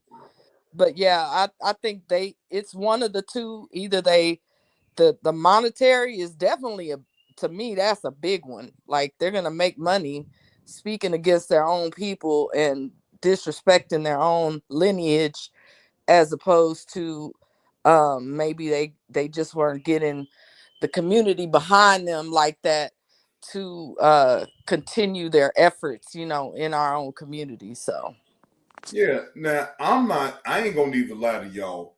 I can't get on no internet and sit up here. Yeah, can I talk about the bad within my own people? Yeah, but like to disrespect them and just because I'm disrespecting my own people to get a dollar off of it that way, to me, that's a shortcut way out, right? Because if you think about it, the shit that you do when you're going back and forth with the beefing and all this and that, ain't that damn near the same thing? You sitting up here getting paid to tear each other down. Let's just be honest. We sit on the internet to sit up here and tear each other down every fucking day and get paid for it. Right. I mean, I hear what you're saying, JB. We definitely have a lot of that going on. My thing is it coming from where is it coming from?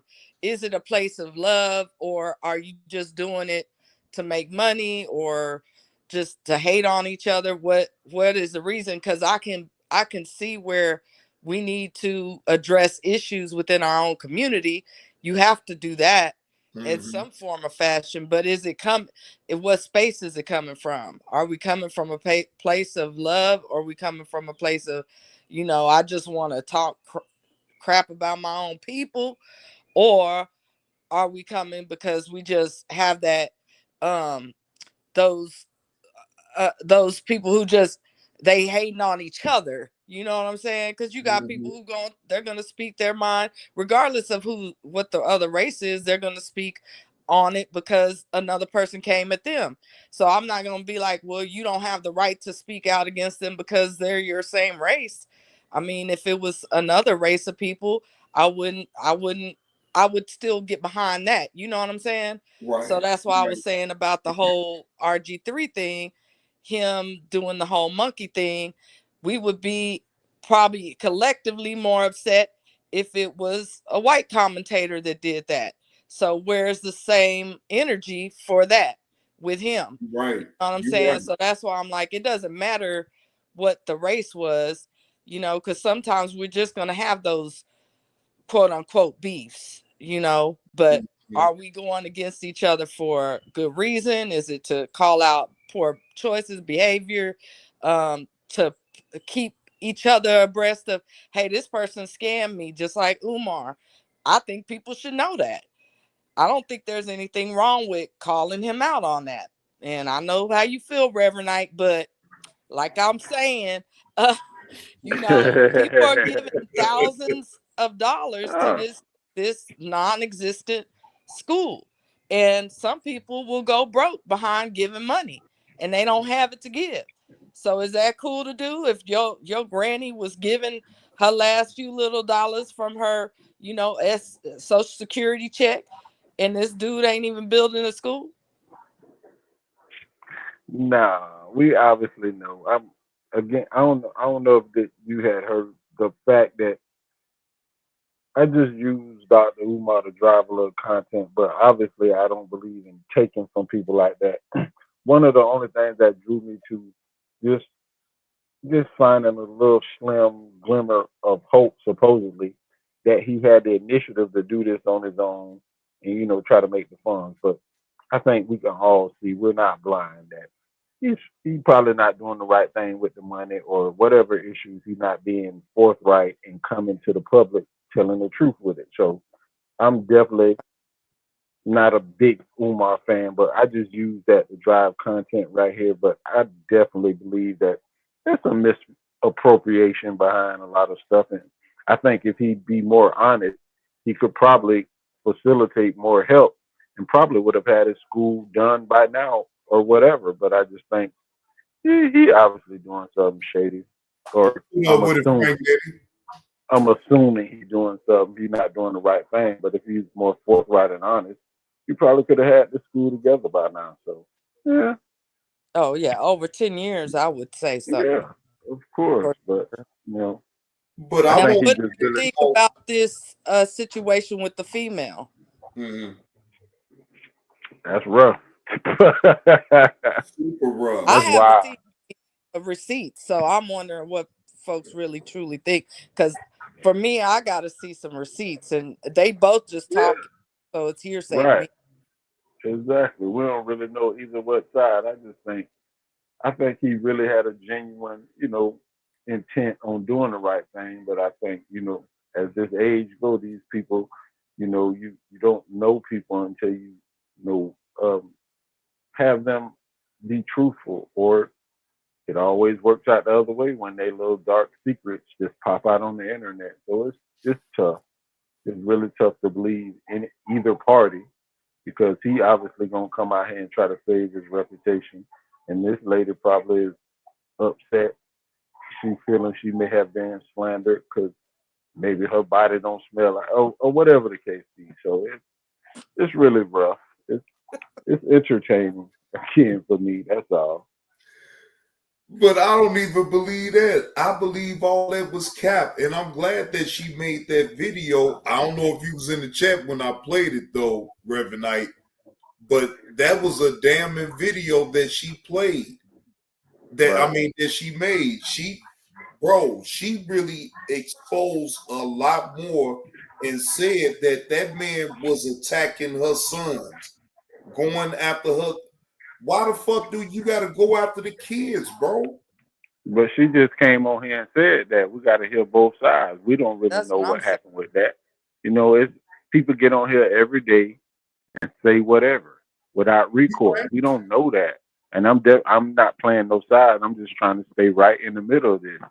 We got to fact check certain things. You can't just take it because she said it, and it's not no bash on women or nothing like that. It's integrity on both sides. These things need to be fact checked, and the truth need to be put out. One thing about this internet, you can get on here and say anything, but when people start doing their homework and the papers come out, then where you gonna be at? What you gonna do? What the story you gonna tell? Again, correlating a lot of things to what happens around these little small sectors with people who shall remain nameless. People get on here, I'm a good person, I've never done anything wrong, boom. Somebody pull the sheets back on that. So it's, this is the internet. You got to expect that. And I like one thing I think you have said before, you can't have expectations of people. All you can do is watch what they do, watch what they say, and see if the behavior matches up, and see if their words match up with who they are, and that'll give you an indicator of maybe it's a little smoke there. We might need to look into this, but you can't put anything into what happens on the internet with any of us. We're just here mingling. That's all. This is a social network where people socialize at. That's all. And everybody has their, their reasons for being out here. Me, me, I just roll up here because I want to see the crash out. I love the crash out. I'm here for the bullshit. So I'm honest with it. And I enjoy, meeting people, watching things. And, I like jumping up and down in the chat. Just, it's what it is. So it's not like there's no, belief or anything. We're just here socializing. That's all this is. It's the virtual bar. How do you say, or maybe not, the virtual comedy show, or the big stadium, or a small little city where everybody goes about their things and we gather at certain spots to, that's what it is. So we're in town square. Right. That's right. It's cool. Right. That's all. It's cool. We just got to be We just really got to be careful on what you put out, because a lot of this stuff stands the test of time. It's going to be here. People are going to be able to go back and look up stuff that people have said, research people. So you got to kind of mind what you put out there and what you're saying. My thought was that Umar definitely should have got an NDA, because if she is not a healthcare worker, you know, in all seriousness, she can put out the information because she's not technically a healthcare worker. I'm not agreeing that she's putting out the information about the mom and the house and stuff like that, because I don't think that was necessary. But I think he should have got an NDA, and then that way it could have covered him, because now he's talking about doing HIPAA violation and stuff. But if that woman wasn't a certified nurse aide, which she said she wasn't, he should have had her sign something to keep her from talking about his household and his mother, because now the mom is being used as, you know, content. A pawn in and it. right. And I don't think that's fair to the mother, you know. But you know, like you said, this is the internet, and so she done came on here and she's getting clout off of her story. And him having AIDS, which she mentioned, that's there. To me, that seems like he was being sufficient in getting her the medical care that she needed with the AIDS. And aides usually only work part-time. They're not there all day like that. You have to pay for them to stay extra. You can't just, you know, those people, they usually work maybe 4 to 6 hours a day. And he probably didn't even find her from an agency or something. That's probably was a word of mouth hire, and they just made a deal.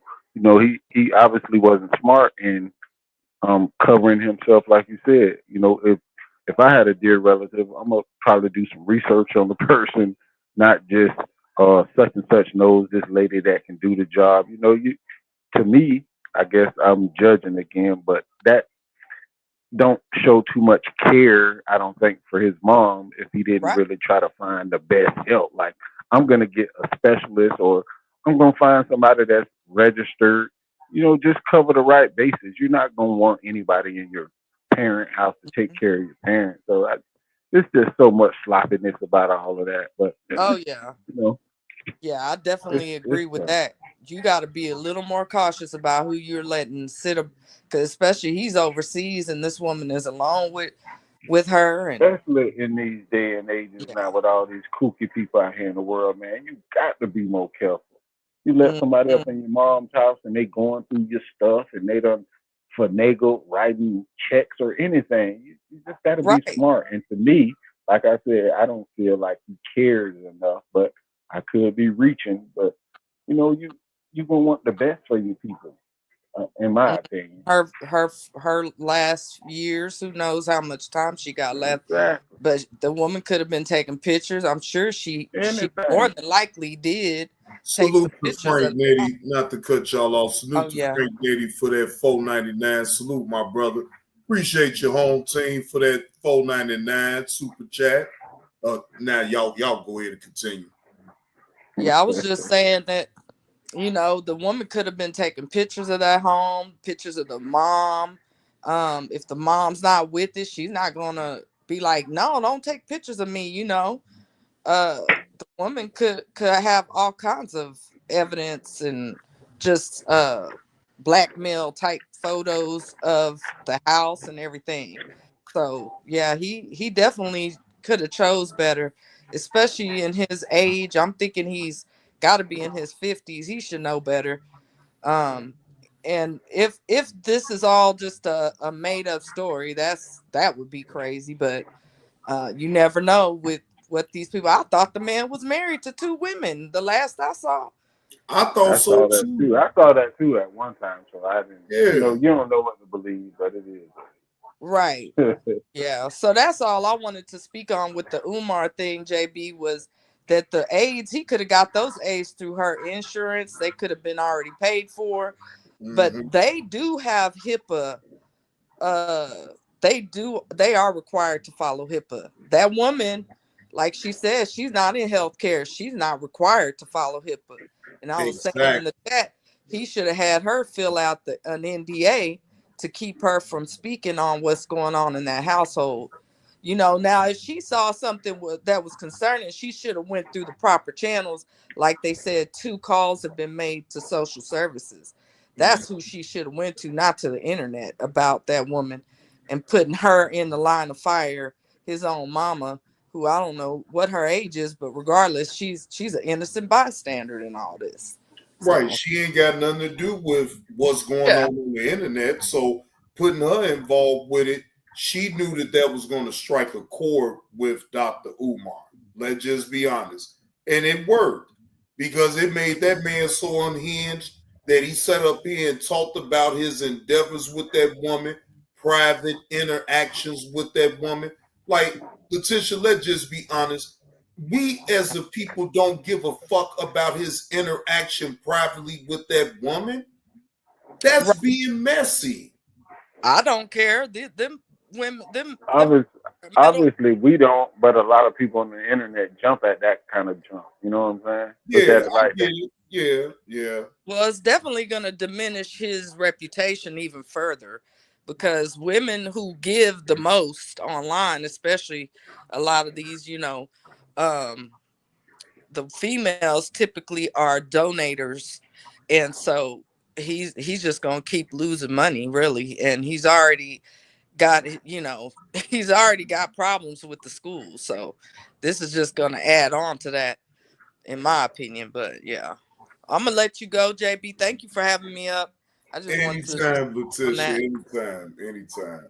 All right, Reverend Knight. Peace out. Oh, yeah. Shout out to Letitia's third eye point of view. Letitia, you already know to put your link in the chat for your second channel. Y'all make sure. I was looking for that other dude who was over here earlier from wherever to come back and hit the link, but he ain't never come back. What his name is? Hilly or Hilly. Yeah, Hilly or whatever. Something TV. Yeah. WT Hilly TV. That's it. And I've been waiting on him. Actually, that's the main reason why I dropped the link, because I thought he was going to come over here and chop it on up. I set the live stream up so it wasn't like if he subbed up to the channel, then he got the notification that I was going live at a certain time. So he didn't. We got another new person in the chat. Look like Chillster Deluxe. Yeah. So he seemed like he grooving. Yeah, I went to his channel. I checked out his content. He legit. So it seemed like it seems, but I didn't have no problem with him anyway. I took it all in stride shit when we was chopping it up earlier, talking shit. So again, well, I guess you missed out on being posted up on the community wall because looked like she kind of busy chasing somebody else right now. So you might get a reprieve for a couple of days. She ain't hit a video that was kicking her upside the head. She's kind of busy right now with BS, but she'll be all right. But that's funny to me. A lot of people like get outraged over situations, and they basically kind of let similar stuff happen to them. So they kind of talking out of both sides of your mouth. You let somebody literally slap you in the mouth and all this old goofy ball stuff, but you so outraged at this person over something that if you'd have took your time to read through whatever, this boggles my mind. And it's funny to me at the same time. I'm talking about majorly outraged. I'm talking about she's super outraged over junk. And I hear now that old Myron done jumped on the train too. It's like, man, these people are funny as hell. These people funny. Myron, you're a raging drunk and you got a issue with what? Like, come on, man. Like, get it together, man. These people are funny. Why did Myron jump out the window and call Kevlo a pedo? I say, nigga, why did you call that man that? He didn't get charged. He didn't get charged. Boy, these people is a trip. Boy, I tell you. Because just because they don't like an individual, that's why. And That's basically proof bro. of these people just falling behind a headless leader. Let me just jump on this train. Let me be fake out. Well, I can't say it's fake because they believe in their mind that they doing the right thing. But it's like, come on, man, you people are funny to me. That's why I enjoy this every day, just laughing at stupidity. It's funny. It's really funny. Look, I don't understand for the life of me. If Kevlo came out with his own paperwork to show what was going on, the man is in the medical field. If he actually had that on his record, bro, he wouldn't be in the medical field, bro. That's just the bottom line to that. They is trying to poke holes all throughout this man's shit. And oh Lord Jesus. Oh, wait a minute. Hold on. Letitia, JB, I forgot to ask, when you going over Sci-Town's favorite politician, Barry, recent antics, I didn't know nothing about it, to be honest with you, Letitia. I see the guy who took over for old girl Tiffany Hayner. They ain't too happy with him right now either. They got to give him time, though, man. He just got up. But they ain't too happy. They already talking about he might be a scammer too, following in her footsteps. I'm just saying it's early, but they saying the same thing about him. I'm like, dang, already? You got him figured out already? Yeah, I'm gonna have to look into that situation right there, because I'll show you. I've seen a couple articles already now. They already talking about he a scammer too. Oh, you know who gonna know about it for sure? The dude that's advocating what I did a review on it when he in the cold of Chicago walked his ass over from the south side of Chicago suburbs all the way downtown to the governor's house downtown. Bro, he'll know most definitely of anybody. And then it's another content creator. He was real popular and still is on Facebook. That's Martin G. Johnson. He's the crime watcher, right? Bro, he be everywhere when something goes down. He right there, bro. I be checking content on now too. Hey, one more thing. King Specters, while you jumping down there, what do you know about Mark Lamont Hill?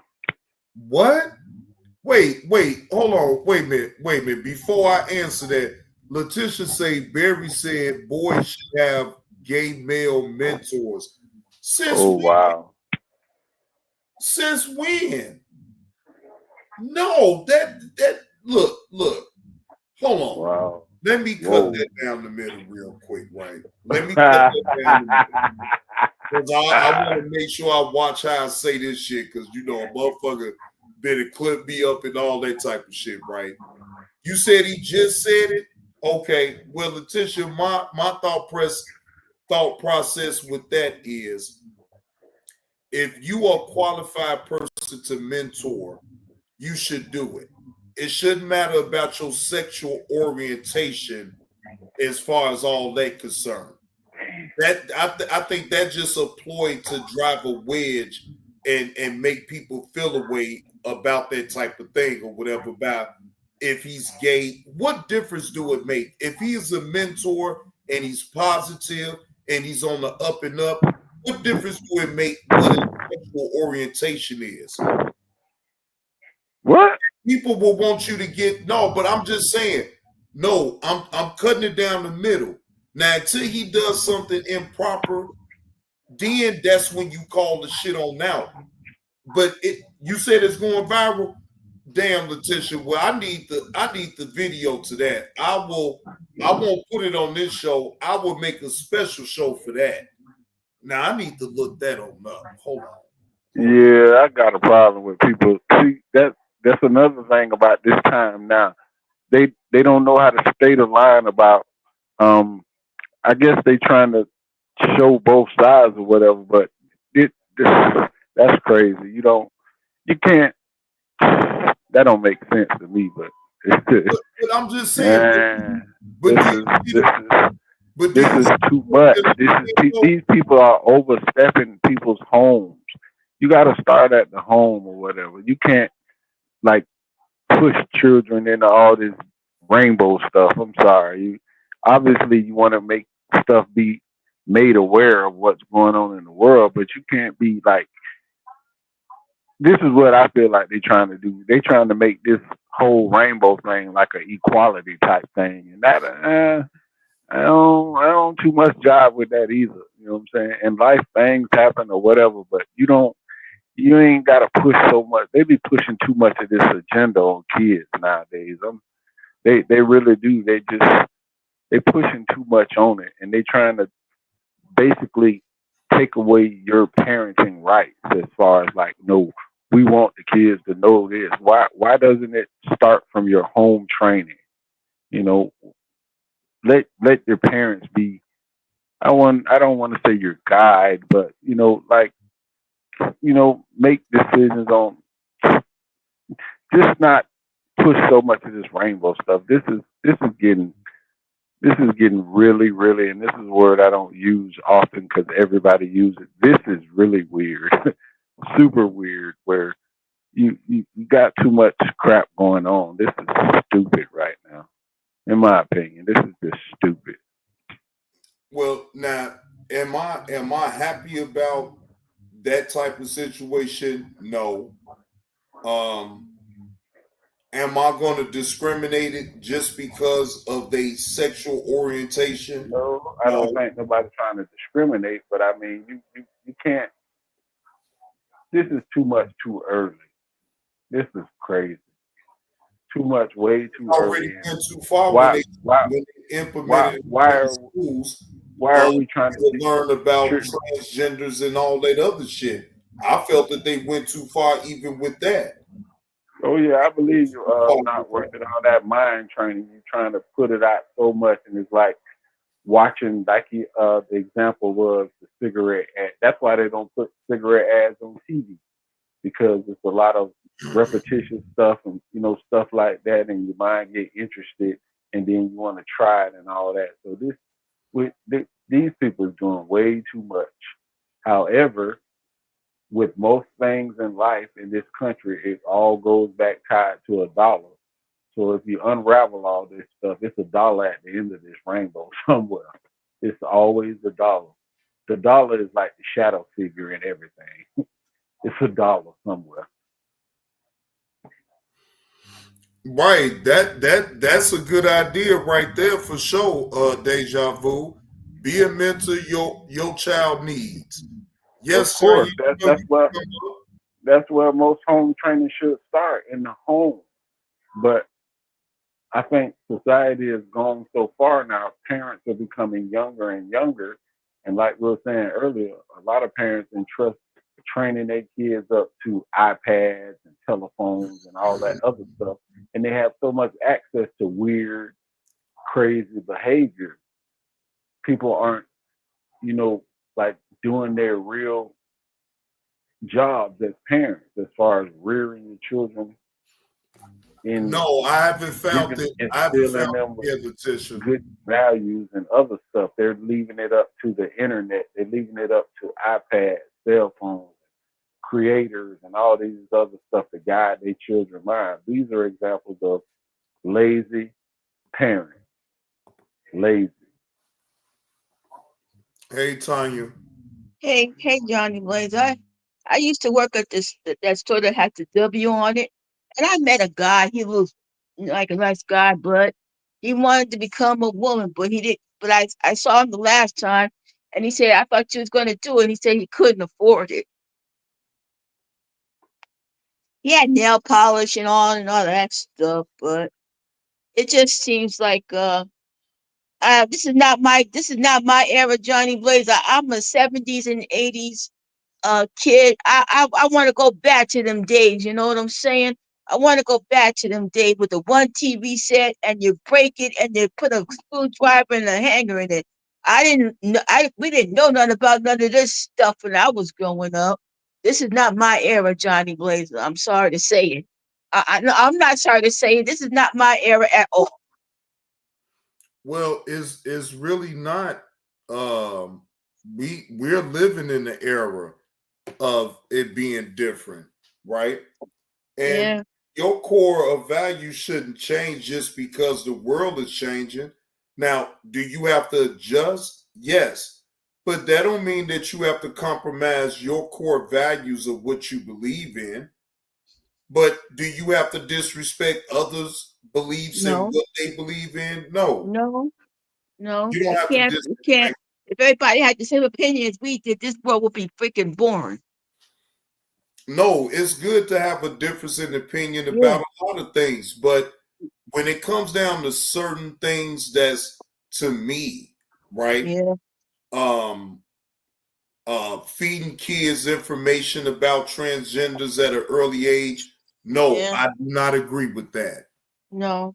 Right now, some of Okay, these Chris. teachers is doing these students right now. That's what's always in the freaking news these days.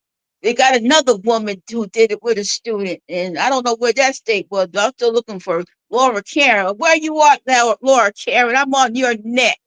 Okay? So there.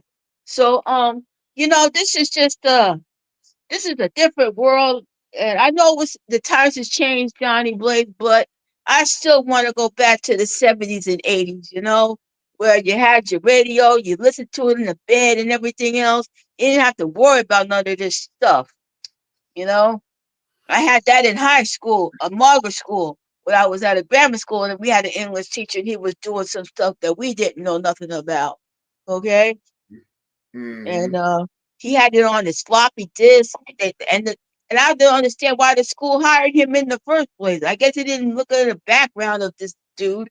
I know I remember his name, but I'm not gonna say it. So, but yeah. So like I said, it's like I said before the last time. It's Jerry Springer may be gone, but YouTube has taken over for Jerry Springer. Yeah, you right about that. We have a lot of controversy on the internet, not just on Yeah. YouTube though, on all social media Yeah, platforms. it is. It is, but it's like people are interested in drama and other stuff than the normal stuff. They want to get away from the role, so they just want to go to Jerry Springer, Maury Povich, Morton Downey Jr. stuff like that. There, I remember Morton Downey Jr. on Channel 9. I remember that. But it's just I don't know, Johnny Blaze. I'm doing good. I'm fine. Thank you very much. But on my show, I'll be doing some stuff right now today because they took this guy in Bucks County. They sentenced him to life behind bars for what he did to his dad. And I didn't understand. It took YouTube hours just to take down that video. Well, they is cracking down, so it is what it is. Yeah, but if I told you what he did, you wouldn't like it. He sort of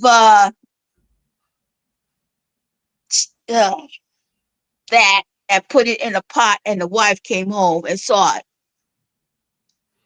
Yeah. And I didn't even know he was on trial because I'm not too far from Pennsylvania, Right. I'm not too far. And he was a nut. He called himself Mo's Marauders. But like I said, it took YouTube a long time just to take that video down. But that video surfaced somewhere, but the people in the court saw it, so he's in purgatory right now. But it's just that I'm just still waiting on Keefy D. But like I said before, we didn't know nothing about this stuff when I was growing up. It was always hidden. You didn't hear nothing about this stuff until now. Now you have the gay pride parade and the LGBTQ community. I was with the baby boomers. I was a kid, so I don't know. This is not my kind of era, but I'm trying to adjust to it as best I can. But I still want to go back to my era. Well, the way I see it, Oh, God. Hey, what's going on, Super? Supernova is up in the building. Salute Oh to you. yeah, I'm waiting for that movie coming out. Godzilla Kong Supernova. That'll be out in 2 years. I can't wait 2 years. I've always loved. That was always my best friends in the world, Johnny, because I was so picked on in school. I like Johnny. I like the Godzilla and Bruce Lee, the best doggone kung fu guy in a long time. But like I said, listen, we just gotta just keep our head up. I'm gonna try to keep my head up, but like I said, people just like Jerry Springer mess. That's all. They live and sleep this stuff. You know. Sometimes you never know what's going to happen. Like Jerry Springer always says, where do we find these people? Yeah,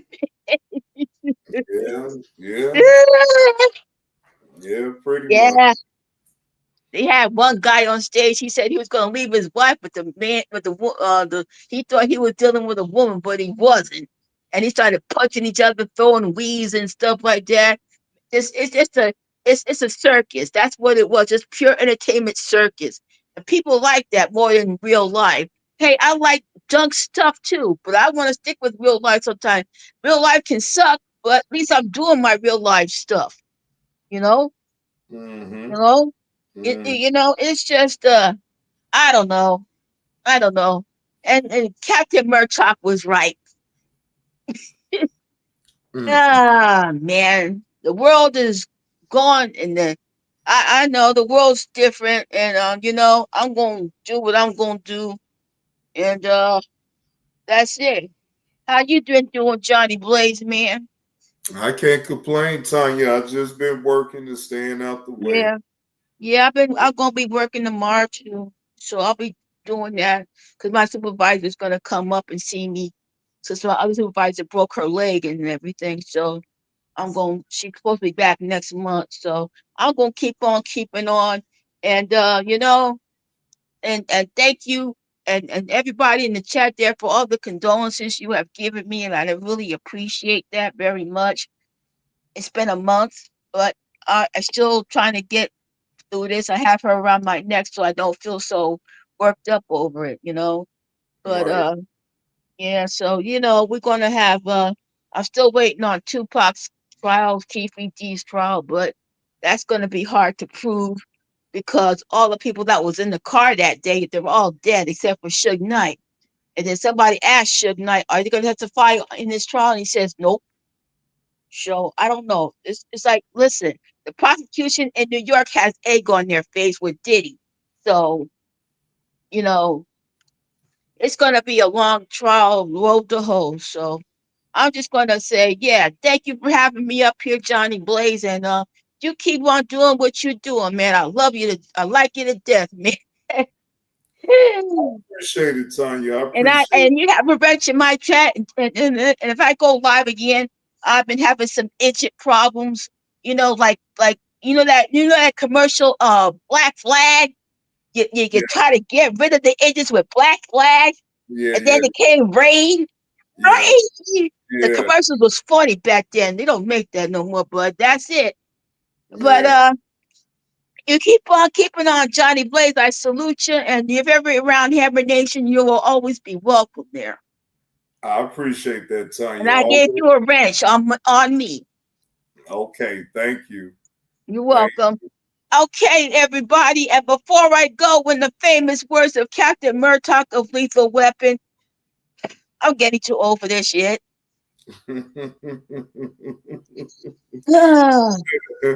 Appreciate you coming up, Tanya.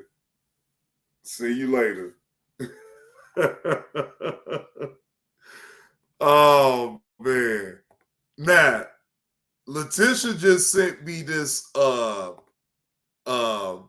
link to this situation here in my hometown. All right. Barack and Michelle Obama say young boys need gay mentors. Oh, Lord. Now, this content is coming from Anton Daniels. He did this a day ago. Fair use. This is for educational purposes only. Yeah. Right. And that's one of the things that I think a lot of times boys need is not just exposure to one guy. Mm-hmm. One dad. One dad. No matter how good the dad is. He can't be like, everything. He can't be everything. And then that boy may need somebody to give the boy some perspective on the dad. Yeah, right? yeah. One of the most valuable things I learned as a guy was I had a gay professor in college at a time when openly gay folks still weren't out of line, who became one of my favorite professors and was a great guy and would call me out when I started saying stuff that was ignorant. You need that to show empathy and kindness. And by the way, you need that person in your friend groups. Why I'm not surprised that this shit is coming from Barack Obama.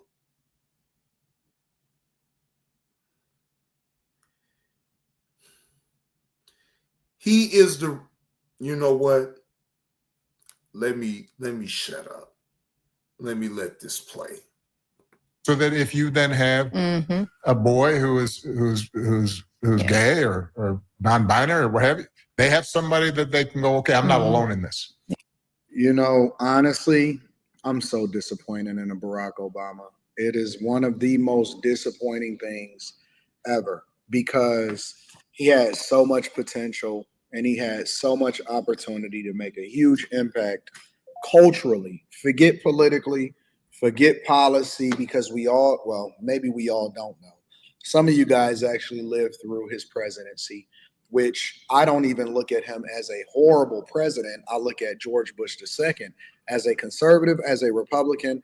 I look at George Bush II as the worst president in my lifetime so far. We have yet to see what the fallout is from Biden.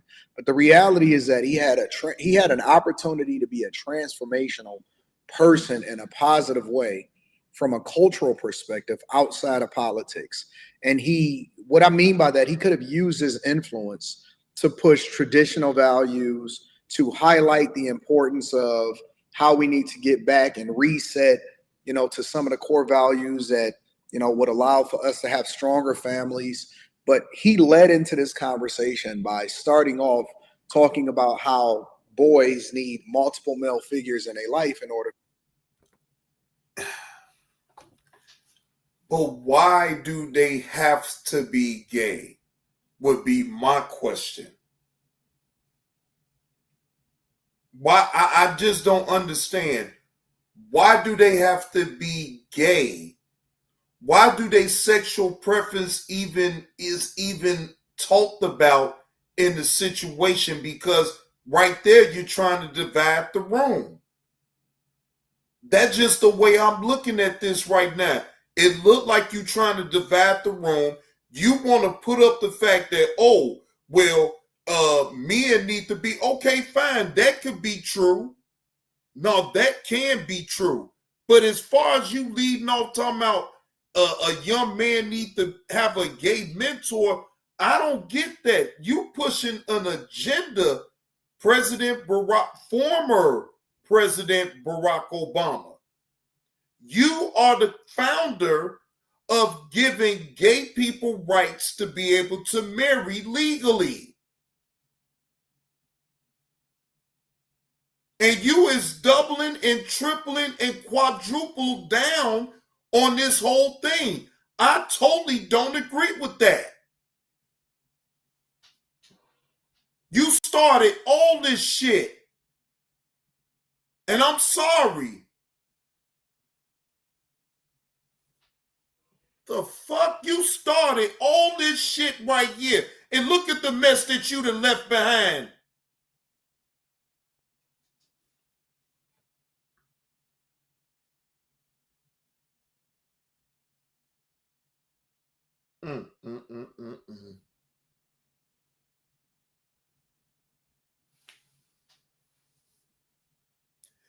So no, in sound mind, I'm just trying to figure out, why are you pushing this agenda that young men needs to have a gay mentor? That makes no sense to me. That makes no sense to me. I'm sorry. why do his sexual preference even have to be in play unless you are pushing an agenda?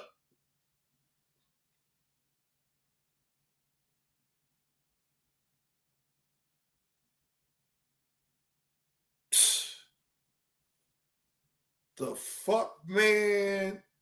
Look, this is to my woke people.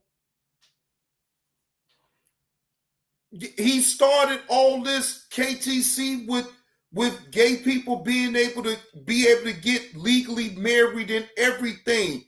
Barack is the one that pushed that narrative all the way. How you think he was able to get 2 terms in president?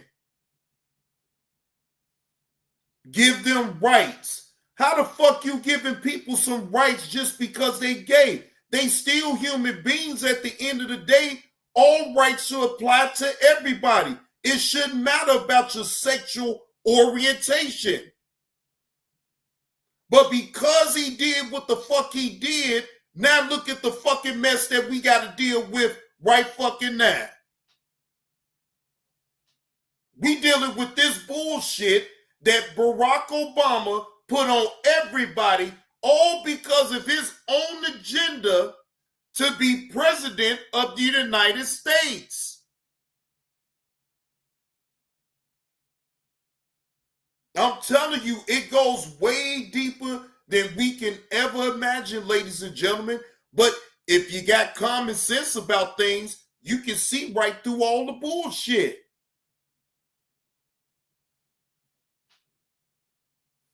The fuck? When you sit up here and see a woman go up in a men's bathroom to use it, you know the world is really coming dead to an end. A woman, now I ain't say a man go up in the women's bathroom. I said a woman that will go up in a men's bathroom to use it. Up is down and down is up. The fuck? Now think about how that shit even sounds, ladies and gentlemen. You giving people of a sexual orientation rights when all people are deserving of equal rights. He was all aboard with the gays and the lesbians and the transgenders so he can push himself through to be the president of the United States. He used them people.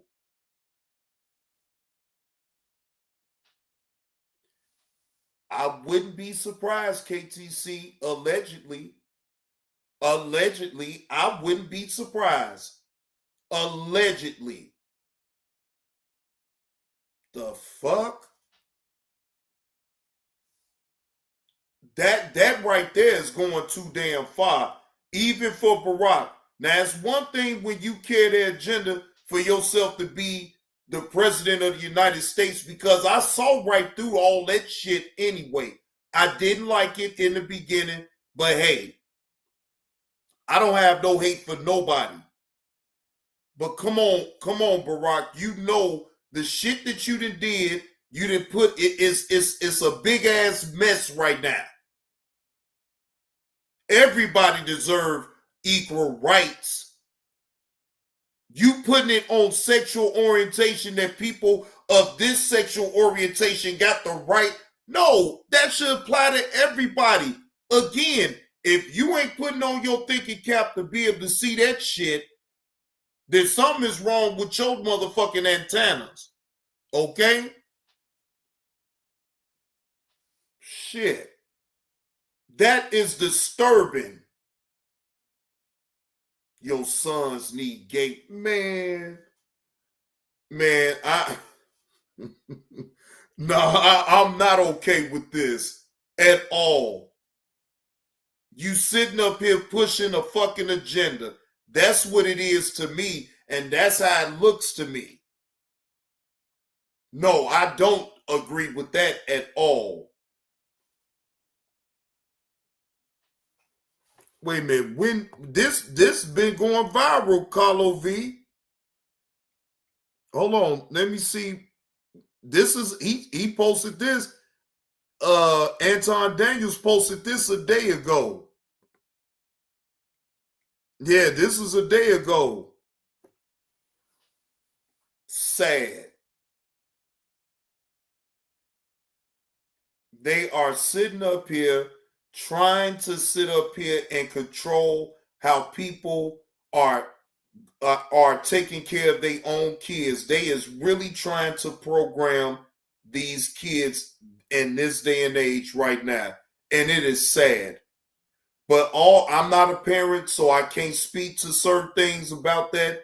But what I will still say is that you parents on out there, y'all stay strong and y'all make sure to whatever your core beliefs is. What else can we do, Chilster? We can't do anything about it because all we doing at this point is just talking about it. What can we possibly do about it right now? I mean, come on, let's just be honest. We can't do anything about it. All we doing is just talking. That's what we doing right now. Okay. All right. Boy, it'd be a good thing, boy, when the bill people be able to get their money and it actually be in the damn account.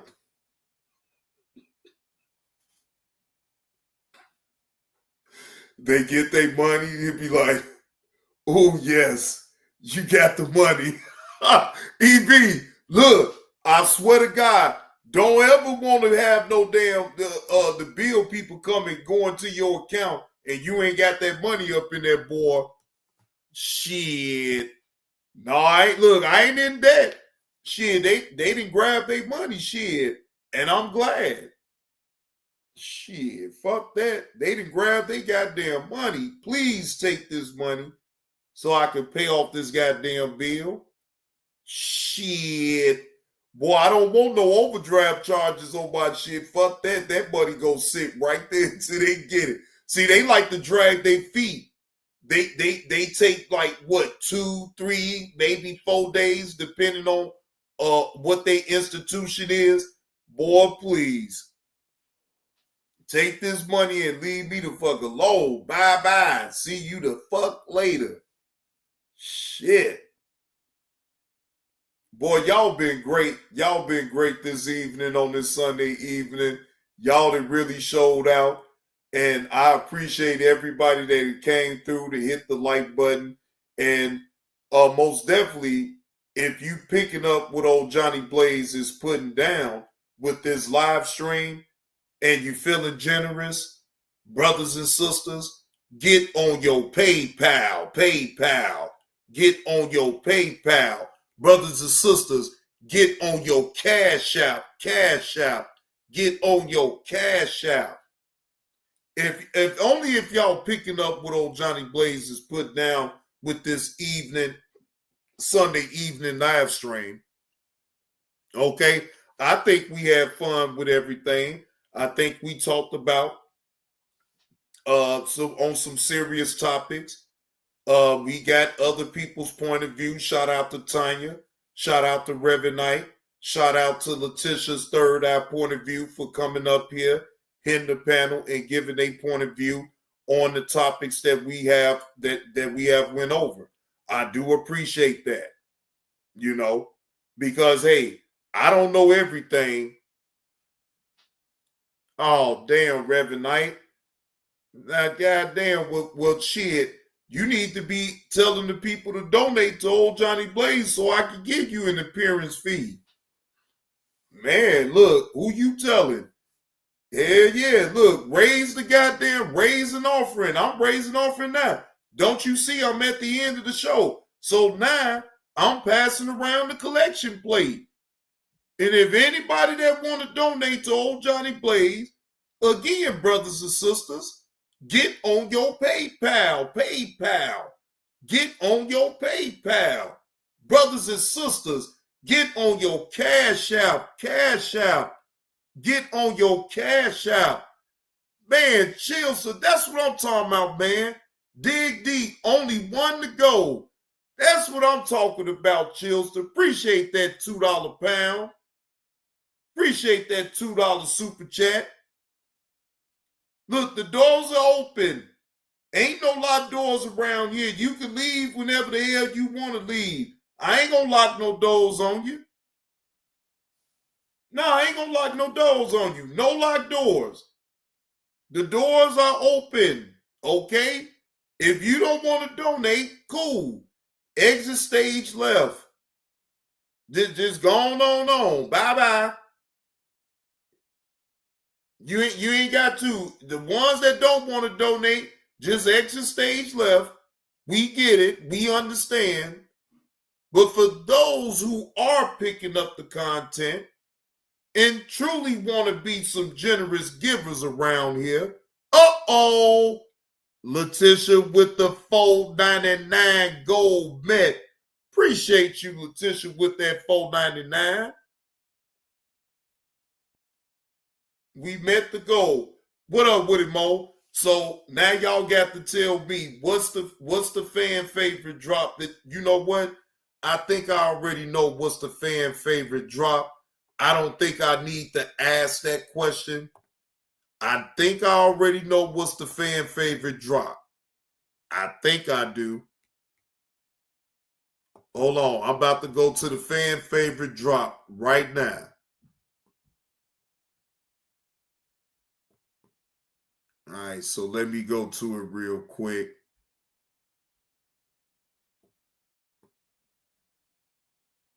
Let me go to it.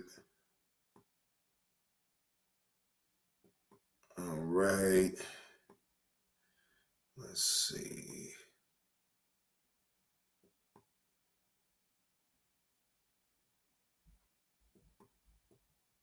All right. Let's see. It shouldn't be that far down.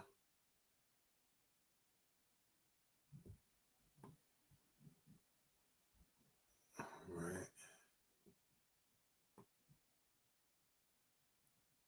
All right, here we go. Here go the fan favorite drop right here. Shout out to the I'm a public figure killer, nigga. Shot-town coming to ATL, bitch ass nigga. Motherfucker, I want my money back. What the fuck is y'all talking about? Y'all ain't got nothing to do with this. If I'm in my feelings, I'm in my motherfucking feelings. Who did you give those 4 pairs of shoes to? Yeah, any one of you bitches come on my motherfucking YouTube page and start that bullshit with me. I'm telling you, I'm telling. Leave me the fuck alone with all that negative shit. Yeah, I'm on camera telling you I'm gonna take your punk ass down. I'm gonna see you soon. And I mean every motherfucking word I say. You not gonna do me in any type of way, motherfucker. Shot-town coming to ATL, bitch ass nigga. Who in the fuck did you give them 4 pairs of shoes that I spent my hard-earned money on to support what you had going on in Brunswick, sir? And if you can't tell me where the fuck you gave them shoes from, sir, I want my money back, bitch. Yeah, I want my money back. I spent $232 for 4 pairs of shoes, motherfucker. I spent $232 for 4 pairs of shoes, motherfucker. I didn't give it to you. I gave it for the kids. So where's my money at, motherfucker? Or who did you get them shoes to? That's the fuck I want to know. You call me a crackhead, you call me whatever, you call me a snake, you call me whatever. Ain't no motherfucker, no snake that will ride 15 motherfucking hours to Brunswick from Chicago to come support and bring you some motherfucking shoes for kids that don't have. So I want to know, where the fuck did you get them 4 pairs of shoes from, motherfucker?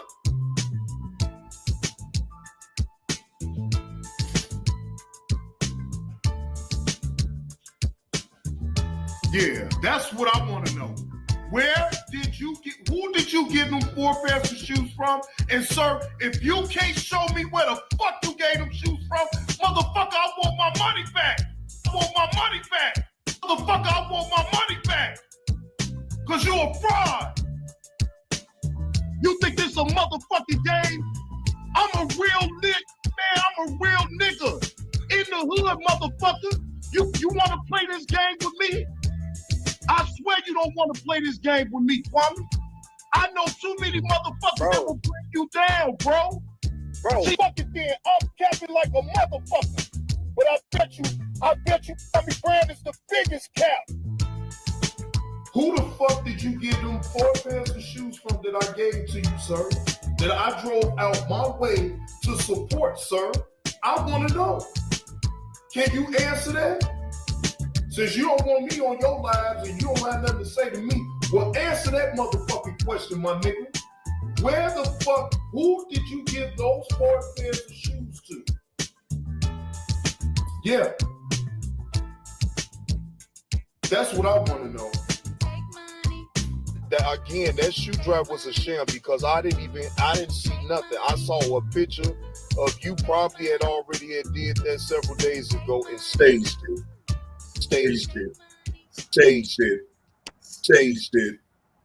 Trolling bitches. Boy, trolling bitches. Glenda.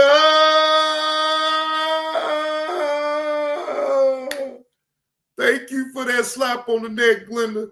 She say, stop summoning me, Negro, with this drop. LOL. Here, take my lunch money for tomorrow. Damn, Glenda, thank you now.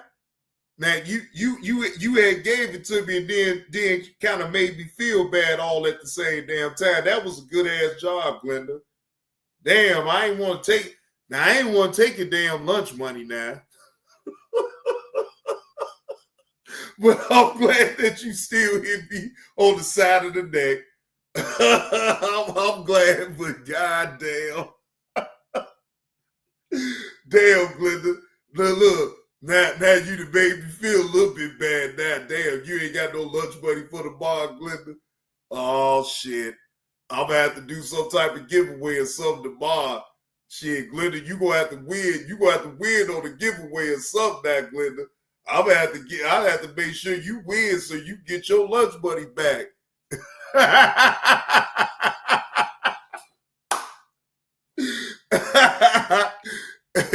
Yeah, I am. I'm gonna most definitely update that title for that last reaction for sure. I got to add that to it too. You're right. So thank you for reminding me because I'm most definitely gonna revise that title. Thank you, Glenda. Thank you. I already know, Glenda. Thank you. But this has been a good show, ladies and gentlemen. I did enjoy my time with y'all. I enjoyed entertaining y'all for sure. Appreciate the new subs that subbed up to the channel. I do appreciate that. I appreciate y'all coming over here, chopping it up, hitting that like button, and supporting the channel with the likes and the views and the interaction in the chat. Y'all have been great. I appreciate y'all. But Johnny Blaze is about to get on up out of here because now I got to shut it all down because I got to work in the morning. But salute to the chat. Y'all will see me tomorrow afternoon after 3. Johnny Blaze will have some more content to go over and give y'all some reactions.